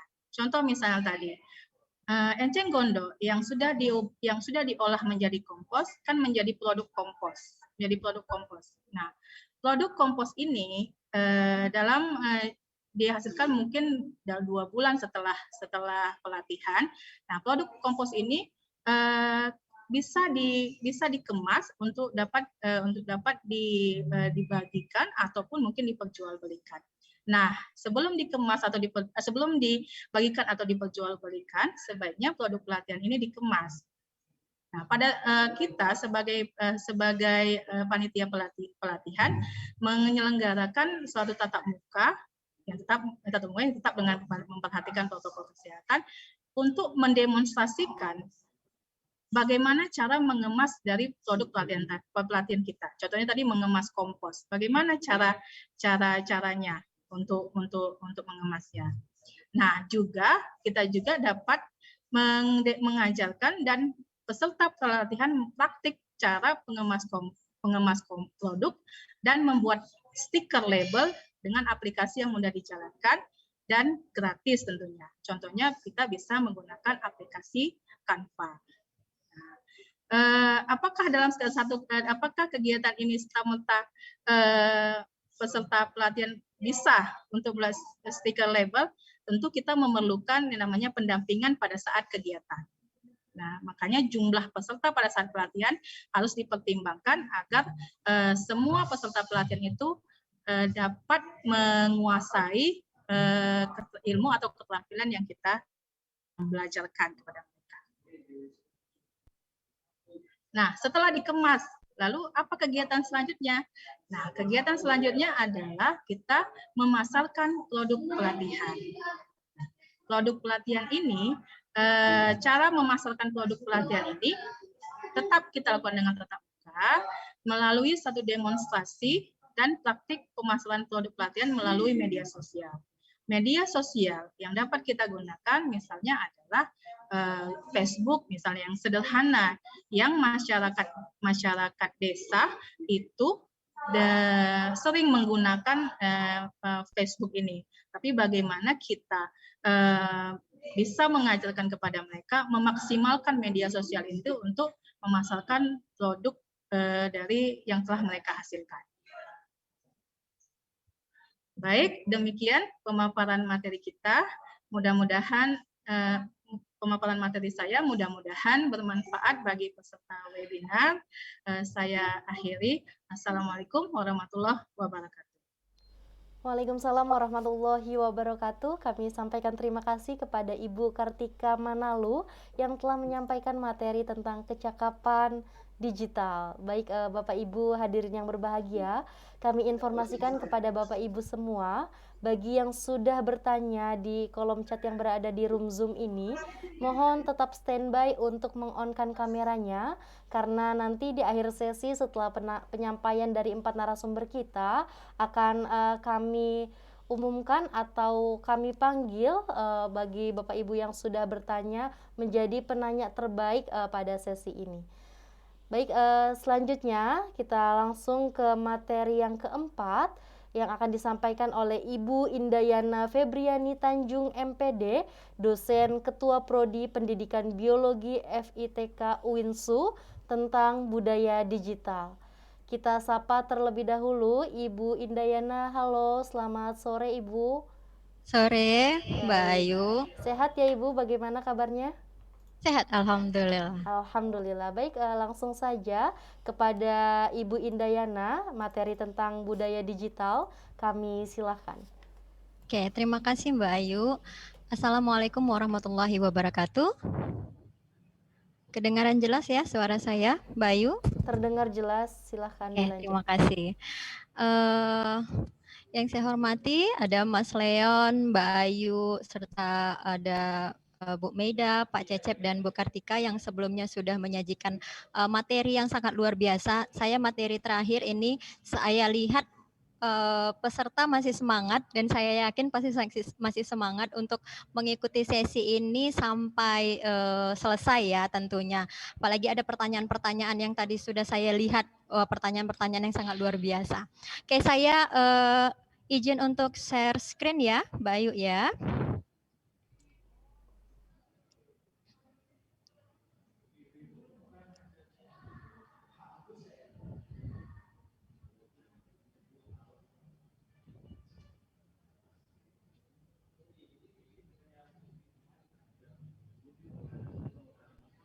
Oke, saya akan membawakan atau memberikan informasi dan kita sama-sama berdiskusi tentang bagaimana sebenarnya penelitian di era digital ini.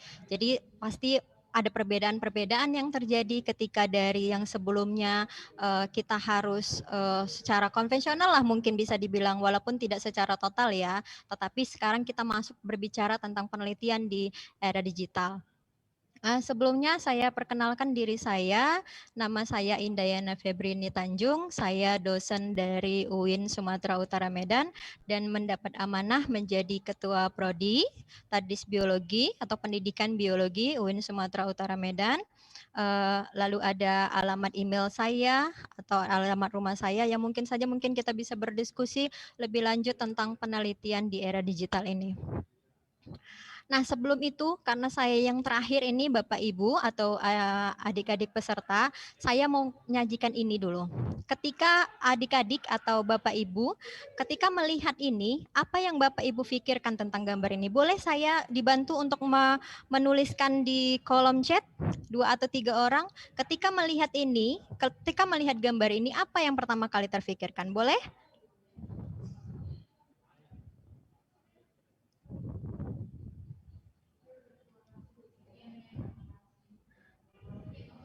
Ada?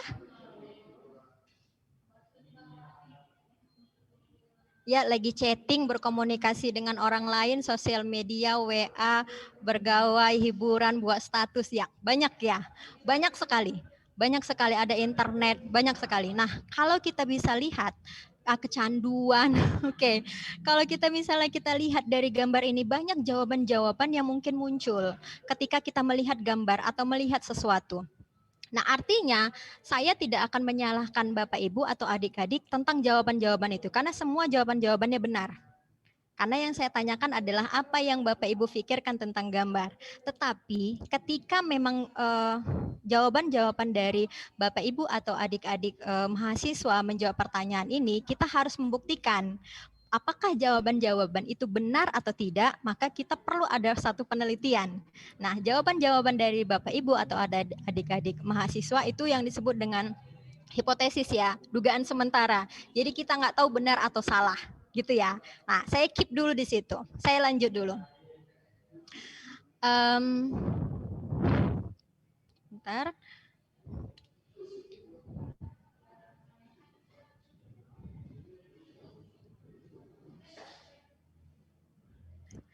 Nah, tadi saya lihat Pak Cecep juga sudah menampilkan, tapi ada sedikit berbeda. Kalau tadi Pak Cecep menampilkan tentang di Indonesia, saya secara dari dunianya, the world. Nah, jadi kalau misalnya dilihat dari 7,75 miliar total populasinya di dunia ini diambil di Januari 2020 dan kita lihat dari penggunaan mobile phone itu 5,19 miliar. Artinya banyak, lebih dari 50%, sekitar 80%. 80 atau 85%. Ada juga penggunaan internet ada 4,54 miliar. Lalu menggunakan sosial media itu 3,8. Dari sini kita bisa melihat bahwa ternyata secara dunia banyak orang menggunakan internet atau sosial media atau menggunakan handphone. Nah, ini saya ambil untuk membedakan dari tahun 2019 dan tahun 2020 di Indonesia. Jadi kalau dilihat dari Januari 2020 dengan Januari 2019 terjadi peningkatan. Peningkatannya 1,1% atau sekitar 82 juta untuk total populasinya. Lalu untuk penggunaan phone-nya ini ada sekitar peningkatan 2,4%. Jelas meningkat. Lalu penggunaan internet itu meningkat 7%. Lalu penggunaan media sosial meningkat 7,2% atau sekitar 321 juta. Dari sini kita bisa lihat bahwa hampir semua orang menggunakan internet atau melek digital. Gitu ya. Nah, saya menggambarkan secara untuk bisa mendeskripsikannya seperti ini. Kalau kita bilang gambar saya sederhana ini bisa menunjukkan bahwa ada gambar globe, itu globe saya istilahkan tentang internetnya, lalu ada gambar buku, lalu ada gambar orang di situ, lalu ada link. Artinya dengan adanya digital ini kita bisa mendapatkan informasi, kita bisa berkomunikasi, kita bisa mendapatkan sesuatu yang mungkin memang informasi-informasi yang belum kita ketahui sebelumnya. Jadi melalui internet tinggal klik saja, lalu kita akan tahu jawaban-jawaban yang ingin kita ketahui. Nah, saya ambil istilah dari Bob Person. Mungkin ada yang beberapa yang belum kenal. Beliau adalah entrepreneur di Amerika, seorang miliarder dan filantropis, artinya ya suka menyumbang lah ya. Kalau si Bob Person ini bilang internet itu telah banyak telah banyak mengubah semuanya. Kita mengharapkan untuk mengetahui semuanya secara instan. Jika kamu tidak mengerti tentang komunikasi digital, maka kamu akan rugi. Kamu nggak akan beruntung. Itu menurut Bob Person. Jadi Bob Person bilang, kalau kamu bisa ingin mengetahui segala sesuatunya, ayo bisa dong komunikasi digital. Gunakan komunikasi itu. Komunikasi digital itu penting. Kalau enggak kamu rugi, gitu kata Bob Person. Artinya kita perlu membudayakan digital ini. Jadi budaya digital ini sangat penting, sangat mempunyai peranan penting. Lalu kalau begitu, bagaimana peranan digital dalam dunia penelitian? Pasti ada pergeseran-pergeseran itu. Pergeseran-pergeseran yang tadi jadi yang awalnya konvensional misalnya, lalu masuk ke dalam ranah digital. Bagaimana sebenarnya peranannya? Saya ambil istilah penelitian, apa itu penelitian di era digital. Saya ambil istilah dari Pak Bahtiar Rifai, seorang peneliti Pusat Peneliti Ekonomi LIPI. Beliau menyatakan bahwa kalau di konsep dasar metode digital itu merupakan pendekatan pengumpulan data yang mentransformasi interaksi tatap muka langsung menjadi tanpa tatap muka, yang berbasis teknologi informasi dalam jaringan internet, tentunya dengan menggunakan platform sarana komunikasi. Bisa saja berupa komputer, iPad, tablet, dan telepon pintar. Yang selanjutnya data diproses secara otomatis dengan bahasa pemrograman sebagai luarannya. Jadi ada yang kita pakai, gawainya itu ada. Jadi komputer, iPad, atau telepon pintar. Artinya ada perubahan yang terjadi. Kalau tadinya kita harus tatap muka, sekarang bisa tanpa tatap muka, gitu. Tapi harus ada bantuan teknologi informasi. Begitu menurut Pak Bahtiar Rifai. Lalu kita akan melihat manusia dan internet ini sudah tak bisa dipisahkan lagi. Jadi sudah mempunyai ikatan yang semakin kuat, hubungan yang semakin kuat. Jadi kalau seandainya kita sajalah keluar dari rumah ketika tidak membawa handphone gitu, atau istilahnya tidak punya paket data, maka akan kebingungan. Berbeda ketika kita keluar rumah tidak membawa uang atau dompet, itu pasti berbeda. Pasti akan kelabakan lah bahasanya, atau repot lah gitu kalau tidak ada paket data gitu. Nah, kemudian media sosial menjadi sarana komunikasi, bahkan alter ego dari manusia. Jadi tentu saja media sosial ini sangat dibutuhkan untuk bisa berkomunikasi.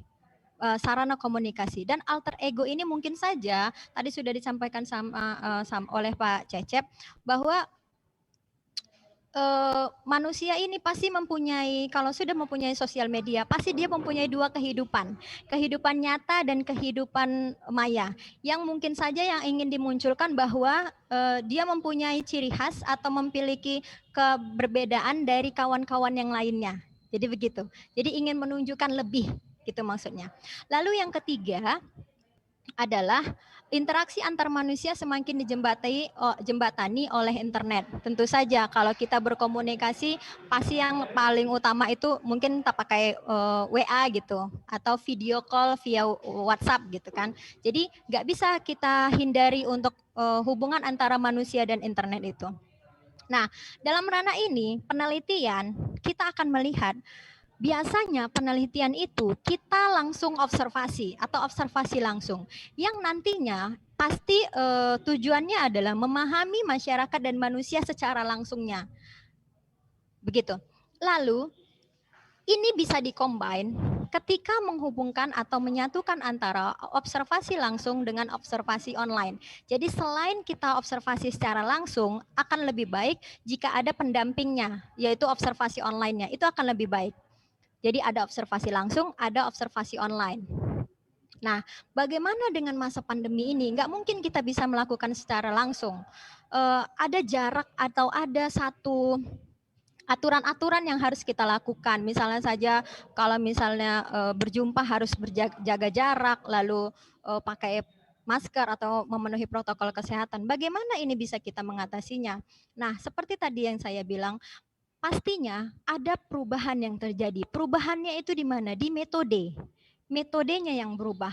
Kemungkinan yang tadinya di awalnya itu pengumpulan informasi biasanya dilakukan dengan cara berbicara kepada responden, melakukan pengamatan dan mengumpulkan artefak seperti foto, video, dan dokumen, kemudian bergeser. Bergesernya pada ranah yang mana?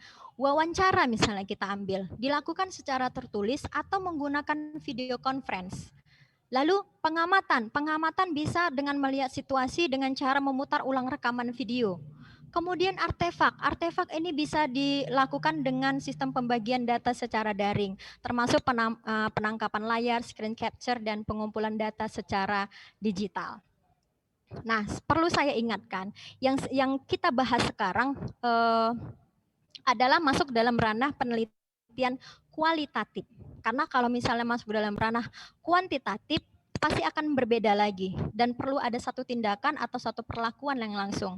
Saya mengingatkan di sini tentang survei sedikit saja. Jadi kadang-kadang kita menyamakan antara survei itu biasanya masuk ke dalam kualitatif, tetapi kita harus bisa melihat bahwa survei itu bisa masuk juga dengan kuantitatif. Jadi kalau kuantitatif dia lebih fokus pada analisis jumlahnya untuk mengeneralisasi kesimpulan. Kalau kualitatif di surveinya lebih fokus pada atau lebih dalam informasinya yang akan diberikan informan untuk dianalisis. Jadi jelas perbedaannya. Kalau kuantitatif itu close-ended question, artinya jawabannya itu hanya iya, tidak, atau skala Likert sering, sangat sering, tidak pernah gitu ya. Kalau kualitatif open-ended question, artinya jawabannya itu bisa berupa uraian. Nah, saya mengingatkan itu ya. Jadi kalau misalnya kita lihat bahwa ini yang dijelaskan ini kita masuk ke dalam ranah kualitatif. Kalau kuantitatif bisa, tetapi salah satunya survei tadi yang saya jelaskan. Nah, di sini saya menyajikan secara umum saja tentang metode penelitian. Jadi pertama ada menyusun rancangan penelitian, menentukan lokasi, subjek peneliti, mengumpulkan data, dan analisis data, penyajian data, dan penarikan kesimpulan. Lalu berbedanya di mana dengan penelitian di era digital ini? Pada poin yang ketiga, mengumpulkan data dan analisis data. Jadi ada yang berbeda, yaitu pada cara kita mengambil datanya dan bagaimana kita menganalisisnya. Gitu, itu dia. Kalau untuk yang lainnya sama, tapi yang berbeda hanya di poin yang ketiga. Nah, saya kasih contoh penelitian. Contohnya seperti gini, efektivitas pembelajaran biologi pada masa pandemi COVID-19. Jadi fokus penelitiannya mau dilihat adalah hambatan dan efektivitas pembelajaran biologi. Itu fokus penelitiannya. Lalu apa yang harus dibuat? Pertama tentunya menyusun rancangan penelitian. Ada akan menemukan model penelitian, model pendekatan penelitian yang sekaligus juga merupakan rancangan analisis data. Itu masuk ke dalam menyusun rancangan penelitian. Lalu menentukan lokasi dan subjek penelitian. Ditentukannya lah lokasinya itu di satu sekolah, lalu subjeknya siapa? Wakil kepala sekolah contohnya, guru dan peserta didik. Nah, mengumpulkan data dan analisis data. Di sini sedikit perbedaannya atau perubahan yang terjadi. Jadi dia menggunakan observasi, kuesioner, dan wawancara. Itu bisa diobservasinya dengan menggunakan Zoom meeting misalnya. Kuesioner menggunakan Gform atau Google Form. Wawancara menggunakan video call WhatsApp misalnya kan. Kemudian penyajian datanya itu berupa deskriptif, ada deskriptifnya, bisa ditambah tentang grafik atau diagram. Lalu yang terakhir adalah kesimpulan, yaitu berupa nanti jawabannya hambatan dan efektivitas. Itu contohnya. Satu lagi yang ini mungkin agak sedikit lebih detail, saya ini hasil dari mahasiswa bimbingan saya, tetapi saya balik lagi mau mengingatkan kepada Bapak Ibu atau adik-adik mahasiswa. Yang saya jelaskan di sini adalah penelitian kualitatif yang belum kita masuk ke dalam ranah pengolahan datanya. Karena nanti kalau pengolahan data, kita pakai seperti tadi Pak Bahtiar Rifai bilang, ada bahasa pemrograman. Jadi nanti mungkin nggak sekarang, karena waktu juga tidak memungkinkan. Jadi ada aplikasi-aplikasi yang bisa kita gunakan untuk bisa menganalisis datanya, tapi tidak hari ini. Jadi ada contohnya misalnya NVivo kah, Atlas kah, atau yang lain sebagainya. Jadi seperti kita kalau kuantitatif itu, SPSS contohnya seperti itu. Tapi kita tidak membahas itu di sini. Saya menampilkan ini secara umum tentang bagaimana cara kita untuk bisa melakukan satu penelitian dengan tanpa tatap muka secara langsung. Jadi ini salah satu contohnya yang lebih detailnya seperti ini.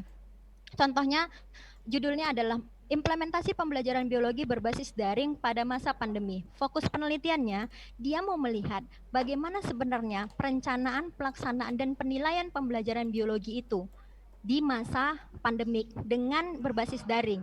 Jadi dia akan melihat seperti ini. Ingat yang dipilihnya adalah 3. Dia mau melihat bagaimana perencanaannya, pelaksanaannya, dan bagaimana penilaiannya. Lalu dibuatlah satu desain. Dibuat pertama adalah perencanaan. Perencanaannya dia nanti ini untuk bisa melakukannya itu, untuk mendapatkan data tentang perencanaan, maka dia membuat wawancara dan studi dokumen. Baik, mohon izin Ibu, kami ingatkan waktunya 3 menit lagi. Terima kasih. Oke, siap. Wawancara itu melalui video call dengan via WhatsApp. Kalau studi dokumentasi dengan berkoordinasi ke guru kelas untuk melihat RPP dan guru mengirimkan file via WhatsApp dan email. Jadi udah ada misalnya di perencanaan ini bagaimana sebenarnya perencanaan ibu gurunya atau bapak gurunya ketika melakukan pembelajaran secara daring. Nah, dia ingin dapatkan data itu, maka didapatnya melalui wawancara dan studi dokumentasi. Lalu yang kedua, dia ingin melihat pelaksanaannya. Ketika sudah direncanakan di dalam RPP, lalu dilaksanakan satu kegiatan pembelajaran, maka dia akan melihat apakah semua yang di RPP itu terlaksana atau tidak.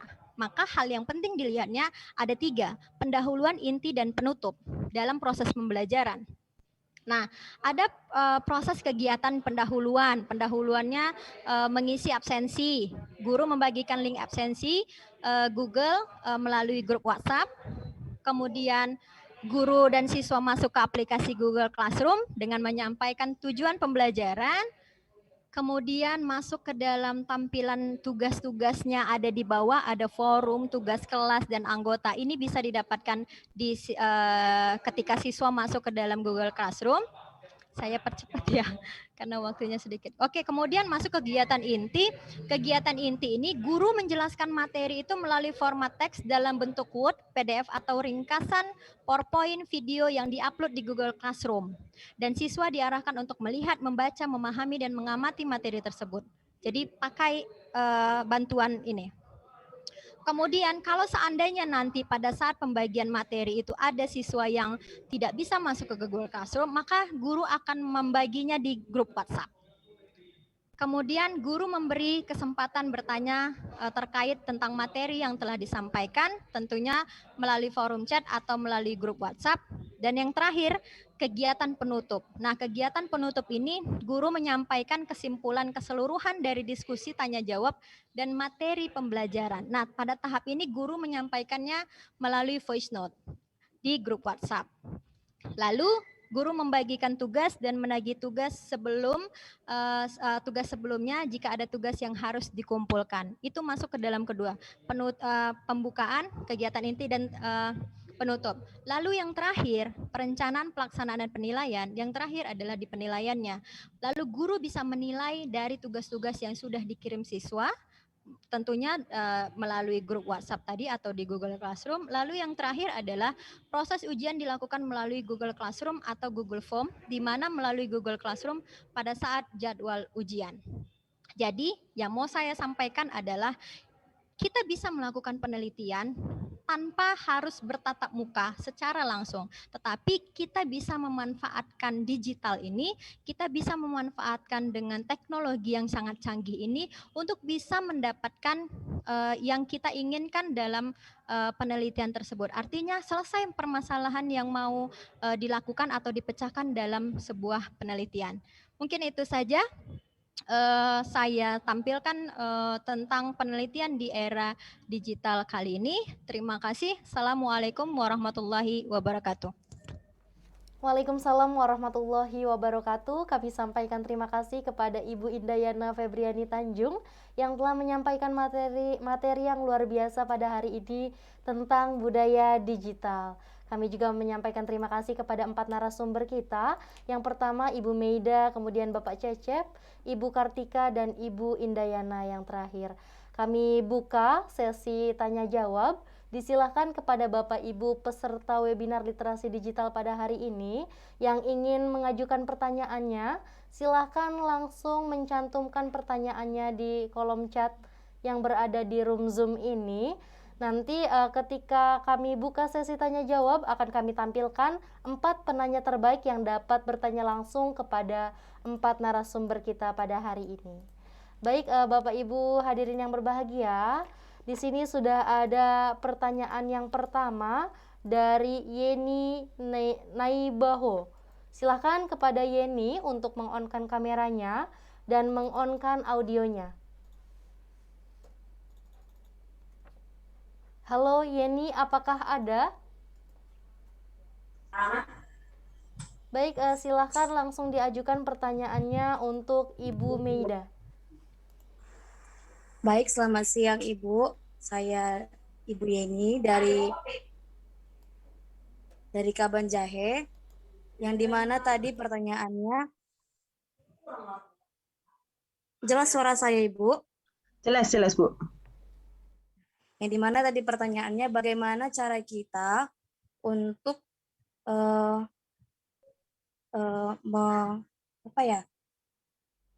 mengatasi bullying dari teman-teman, baik itu dari Facebook, IG, ataupun Instagram. Padahal yang kita posting itu tidak mengandung sisi negatif gitu begitu. Baik, silakan Ibu Meida untuk langsung dijawab, waktunya 2 menit. Bisa minta tolong diulang pertanyaannya karena suaranya putus-putus sampai sini. Jadi saya matikan kamera. Gimana? Minta tolong diulangi? Silakan Mbak Yeni untuk diulangi pertanyaannya. Halo Mbak Yeni, bisa diulangi lagi pertanyaannya lebih jelas?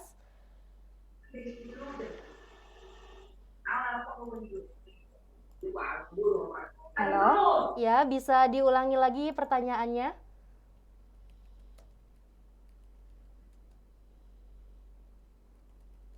Halo Mbak Yeni, silahkan langsung diajukan pertanyaannya, diulangi lagi karena tadi kurang terputus jelas. Sampai sini, putus-putus. Baik, silahkan Mbak Yeni.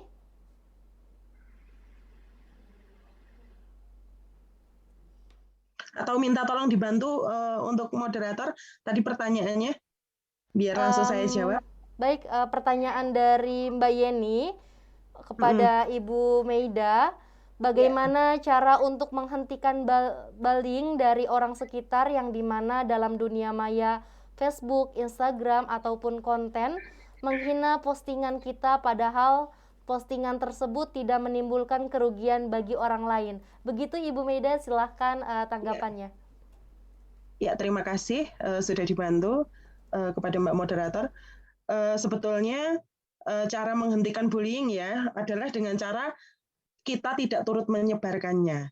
Jadi itulah tadi yang sempat saya sampaikan, bahwa di dalam ruang digital itu kita diberikan kesempatan untuk berekspresi sebebas-bebasnya, akan tetapi di dalamnya ada batasan, ada etika, ada payung hukum yang memagari perilaku kita, yang mana di zaman yang sekarang ya, dalam segala sesuatu yang berupa digital, kemudahan dalam berkomunikasi, kemudahan dalam berinteraksi kepada orang lain, kepada pengguna media sosial yang lain, itu kadang kita sering kebablasan. Mau kita bercanda, ternyata itu termasuk dalam bullying. Mau kita bercanda, ternyata itu masuk dalam hate speech. Jadi memang bagaimana bijaknya kita untuk dapat mengontrol diri kita sendiri, bijaknya kita dalam berinteraksi dalam ruang digital. Bagaimana untuk kita bisa turut serta dalam menstop ya, atau mengurangi dari adanya bullying, hate speech, dan dampak-dampak negatif lainnya, ya dengan kita tidak ikut andil di dalamnya. Jadi hentikan. Kalau memang kita melihat postingan yang sekiranya itu adalah bullying, atau itu adalah pencemaran nama baik, atau pelanggaran etika-etika yang lainnya, stop, jangan ikut sharing. Jadi hentikan di kita, atau kalau bisa justru diblok. Seperti itu jawaban saya. Terima kasih Seperti Ibu itu, Mbak Yeni. Meida atas tanggapannya. Terima kasih juga Mbak Yeni atas pertanyaannya. Mohon kepada Mbak Yeni untuk mencantumkan nomor telepon yang tersambung dengan Imani Mbak Yeni. Baik, Bapak Ibu hadirin yang berbahagia, selanjutnya kita berlanjut ke penanya berikutnya. Penanya yang kedua, di sini sudah ada Widi Adam Joso. Silahkan kepada Widi untuk meng-on-kan kameranya dan meng-on-kan audionya. Silahkan langsung diajukan pertanyaannya kepada Bapak Cecep. Halo Widi, apakah sudah bergabung? Sudah. Baik, silahkan langsung bertanya. Jadi pertanyaan saya tadi.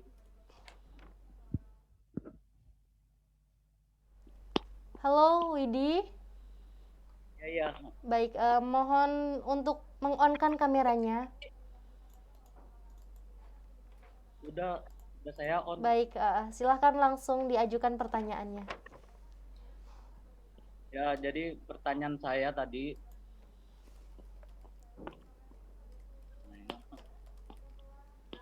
Halo, ya Mas. Jadi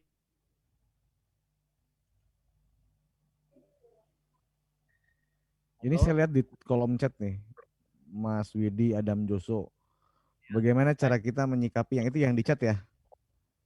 bagaimana cara kita menyikapi data pribadi kita yang sudah terlanjur bocor serta sudah tersebar luas, diperjualbelikan, dan langkah apa yang harus kita lakukan? Terima kasih. Baik, silakan Bapak Cecep untuk langsung ditanggapi, waktunya 2 menit. Ya, kalau misalnya data kita terlanjur bocor ya, ini tergantung dari korbannya biasanya. Kalau ngerasa tidak dirugikan, ya terserah Mas ya mau seperti apapun. Tapi bisa juga mengambil langkah-langkah melaporkan gitu kan. Artinya bisa melaporkan ke pihak terkait, hubungi call centernya gitu kan, dan konfirmasi bahwa ini ada di mana gitu kan, dan seterusnya. Bisa melapor ke pihak perusahaan kalau misalnya Mas misalnya berhubungan dengan e-commerce ke perusahaan e-commerce-nya misalnya, atau melapor ke yang berwajib ke kepolisian gitu kan, atau ke bank yang atau otoritas OJK yang lain, atau bisa juga menulis dalam surat pembaca gitu. Dan yang jelas laporan tersebut harus dilengkapi dengan bukti fakta yang otentik dan lengkap gitu. Jadi biar kita nggak disangka bahwa mencemarkan perusahaan tersebut, dan itu benar adanya kalau kita adalah korban dari tadi ya kebocoran data tersebut. Itu saja Mas. Baik, terima kasih Bapak Cecep atas tanggapannya dan terima kasih juga Mas Widi atas pertanyaannya. Selanjutnya pertanyaan ketiga, di sini sudah ada Raisa Azari. Silakan untuk meng-on-kan kameranya, apakah sudah bergabung? Raisa Azari.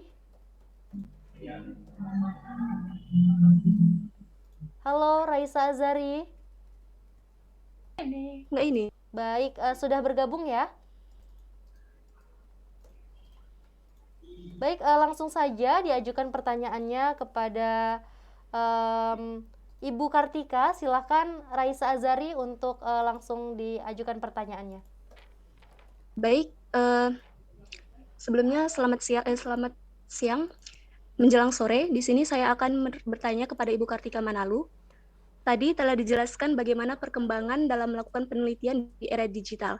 Nah, pertanyaan saya, bagaimana peran mahasiswa dalam menghadapi ketidakpastian dan kontroversi dengan adanya berita hoax dalam melakukan penelitian dan pengabdian di era digital? Kemudian, mohon dijelaskan, Bu, bagaimana agar mindset seseorang tersebut menjadi digital mindset. Terima kasih. Baik, silahkan Ibu Kartika untuk langsung ditanggapi pertanyaannya, waktunya 2 menit.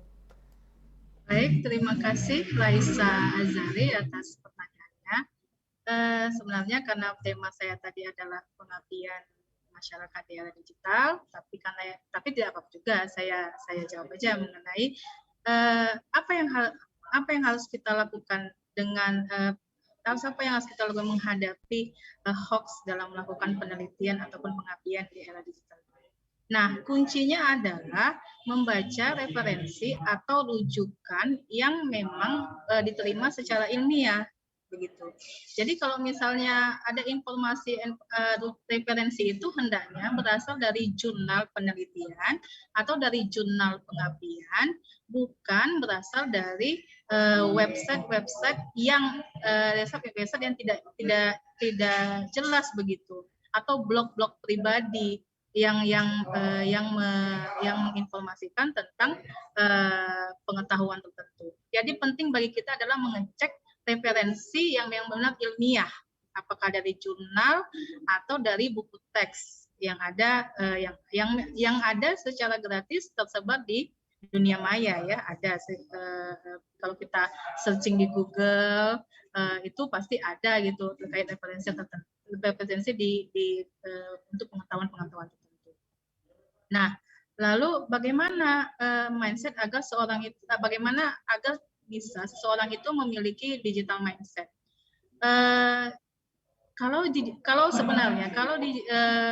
Tergantung kepada digital mindset ini kan kita mengecek semua informasi itu kan, kebenaran suatu informasi itu kan melalui digital misalnya kan. Tetapi apakah semua informasi di dalam digital itu benar? Belum tentu kan gitu. Jadi untuk kalau kita ingin seseorang bisa memiliki digital mindset, ya harus dibiasakan mengecek informasi itu melalui digital gitu. Begitu saya rasa jawaban saya, Mbak Raisa. Baik, terima kasih Ibu Kartika, terima kasih juga atas pertanyaannya Mbak Raisa Azari. Selanjutnya ke penanya keempat, di sini sudah ada Rizky Fitrawansyah. Silakan untuk meng-on-kan kameranya, pertanyaannya diajukan kepada Ibu Indayana. Silakan Rizky, apakah sudah bergabung? Baik, silakan langsung diajukan pertanyaannya. Assalamualaikum warahmatullahi wabarakatuh. Selamat siang semuanya. Saya ingin bertanya kepada Ibu Indayana Febriani yang dengan tema yaitu budaya digital. Jadi pertanyaan saya, apakah terdapat pergeseran budaya karena adanya teknologi era digital sekarang ini? Dan bagaimana memanfaatkan dunia digital dalam mendukung budaya? Terima kasih. Baik, silakan langsung ditanggapi Bu, waktunya 2 menit. Ya, terima kasih Rizky, saya jawab ya. Jadi pertanyaannya, kalau misalnya ada nggak pergeseran? Pasti ada pergeseran. Ya, terutama dari pembahasan yang saya tadi masuk dalam ranah dunia pendidikan atau penelitiannya itu sendiri pasti ada pergeseran. Tapi kalau misalnya kita melihat bahwa pergeseran-pergeseran budaya banyak pastinya dengan adanya digital ini. Komunikasi misalnya, gaya hidup misalnya, lalu bahasa juga dengan adanya teknologi ini, bahasa kan juga semakin berkembang. Ada prokem-prokem baru, benar nggak Rizky? Jadi kadang-kadang kita nggak tahu, ada tiba-tiba itu apa ya artinya, bahasa-bahasa gaul lah misalnya kan. Jadi pergeseran-pergeseran itu juga masuk ke dalam akibat dari adanya teknologi itu, budaya digital itu pasti akan mempengaruhi gitu. Nah, kalau misalnya kita lihat dari dunia pendidikannya, tentu saja sangat berperan penting ke kita gitu. dalam dunia penelitian kita butuh itu, apalagi di masa pandemi sekarang ini masuk dalam revolusi 4.0 dan sudah masuk ke 5.0 ya. Jadi kita sangat membutuhkan digital ini. Jadi kita juga nggak boleh tutup mata terhadap perubahan yang terjadi. Jadi kita harus melek itu terhadap digital. Jadi perubahan-perubahan ini siokianya akan lebih baik bisa kita manfaatkan dengan baik atau melihat posisi atau positifnya gitu, melihat positif dari perubahan-perubahan digital itu sendiri. Jadi banyak perubahan-perubahan atau dengan perubahannya teknologi ini bisa memberikan input ke kita, tapi balik lagi kita sebagai anak milenial ya harus cerdas bisa menggunakan digital itu sendiri. Jadi paling tidak harus memberi kebermanfaatan ke kita, harus positif gitu. Jadi memang benar-benar ada perubahan-perubahan yang terjadi, ambil positifnya. Apa yang bisa kita bisa pakai untuk dengan perubahan digital ini gitu. Mungkin itu Rizky. Terima kasih Ibu Indayana atas jawabannya. Terima kasih juga Rizky atas pertanyaannya. Kami ucapkan terima kasih kepada 4 narasumber kita yang luar biasa sudah hadir pada webinar literasi digital pada hari ini. Terima kasih Ibu Meida Rahmawati SEMMMH, dosen dan direktur Nusantara Training and Research. Kemudian yang kedua Bapak Cecep Nurul Alam STMT, bidang ahli ICT Kopertais 2 Jabar, Kepala Divisi E-Learning. Kemudian yang ketiga, Ibu Kartika Manalu MPD, dosen Ketua Prodi Biologi FST UINSU. Dan yang keempat, yang terakhir, Ibu Indayana Febriani Tanjung MPD, dosen Ketua Prodi Pendidikan Biologi FITK UINSU. Terima kasih Bapak Ibu narasumber yang telah menyampaikan materi yang luar biasa dan telah menyediakan waktunya untuk hadir pada webinar literasi digital pada hari ini. Dan untuk 4 pertanyaan yang terpilih tadi yang sudah dapat bertanya langsung kepada narasumber kita, selamat kepada Yeni Naibaho, kemudian yang kedua Widi Adam Joso, dan yang ketiga Raisa Azari, yang keempat Rizky Fitrawansyah. Disilahkan kepada tadi yang namanya sudah disebutkan untuk mencantumkan nomor telepon yang tersambung dengan Imani Bapak Ibu sekalian. Baik, Bapak Ibu hadirin yang berbahagia, kita langsung ke key opinion leader kita pada hari ini.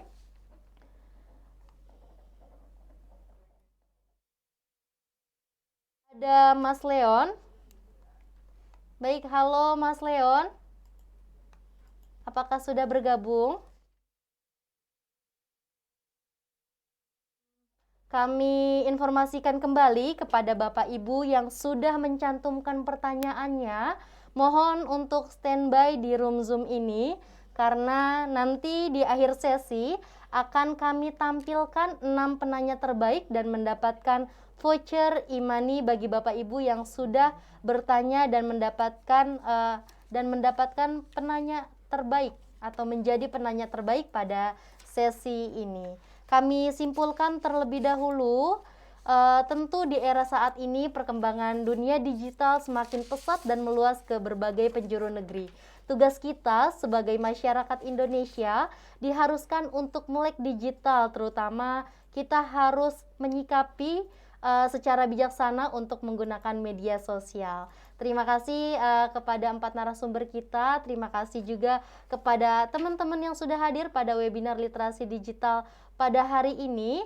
Dan kami panggil kembali Mas Leon. Halo, apakah sudah bergabung Mas Leon?